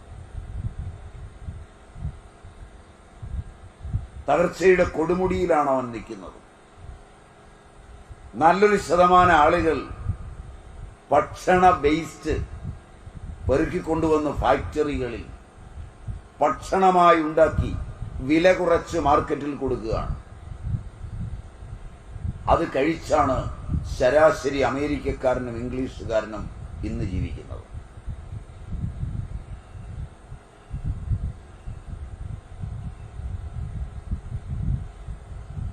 സംശയമുണ്ടെങ്കിൽ നിങ്ങൾക്ക് ഡംസ്റ്റർ ഡൈവിംഗ് എന്നടിച്ച് വെബ്സൈറ്റിലൂടെ കയറി പോവാം. ഫാക്ടറി ഉൾപ്പെടെ കാണാം.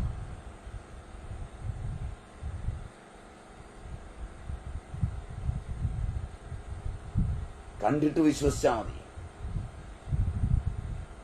മേടിച്ച് തിന്നുമ്പോൾ ആലോചിക്കണം.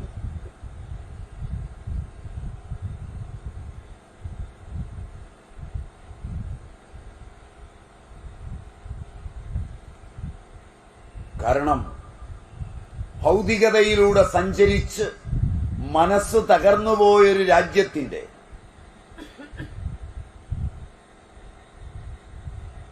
ഇതിവൃത്തമാണത്. മനസ്സ് തകരാതിരിക്കണമെങ്കിൽ ദേവതാവിജ്ഞാനം അനിവാര്യമാണ്. അതാണ് ആചാരങ്ങളിലും അനുഷ്ഠാനങ്ങളിലും ഭാരതീയർ കുടിയിരുത്തിയ ഈശ്വര സങ്കല്പം. രാമുഖം കഴിഞ്ഞു എന്ന് വിചാരിക്കാം. ബാക്കി നമുക്ക് അടുത്ത ക്ലാസ്സിൽ എടുക്കാം. 8:30 എന്നാണ് എൻ്റെ ധാരണ. ബാക്കി നമുക്ക് അടുത്ത ക്ലാസ്സിൽ എടുക്കാം. പലരും അക്കരെ കിടക്കേണ്ടതും ഒക്കെ ആയതുകൊണ്ട് നമുക്ക് അടുത്ത ക്ലാസ്സിൽ ബാക്കി എടുക്കാം. ഇന്ന് അവസാനിപ്പിക്കാം. അല്പം നേരത്തെ വരാമെങ്കിൽ നമുക്ക് 6:30 തുടങ്ങാം, അല്ലെങ്കിൽ 7 മണിക്ക് തുടങ്ങാം. പണിയൊക്കെ കഴിഞ്ഞ് വരുന്നവരാണ്. അതുകൊണ്ട് 7 മണി ആകുമെന്നാണ് എനിക്ക് തോന്നുന്നത്. 6:30 ബുദ്ധിമുട്ടില്ല. ഞാൻ കാരണം കന്നുവീട് കടപ്പുറത്തുള്ളവരുടെ ജീവിതത്തിന് ബുദ്ധിമുട്ട് വരരുത്.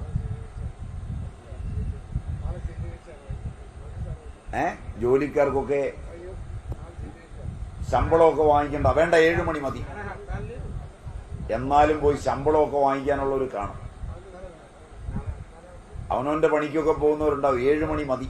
ആയിക്കോട്ടെ, ഇന്ന് അവസാനം. നാരായണം നമസ്കൃത്യ നരം ചൈവ നരോത്തമം ദേവീം സരസ്വതീം വ്യാസം തതോ ജയമുദീരേ. ഹരി ഓം.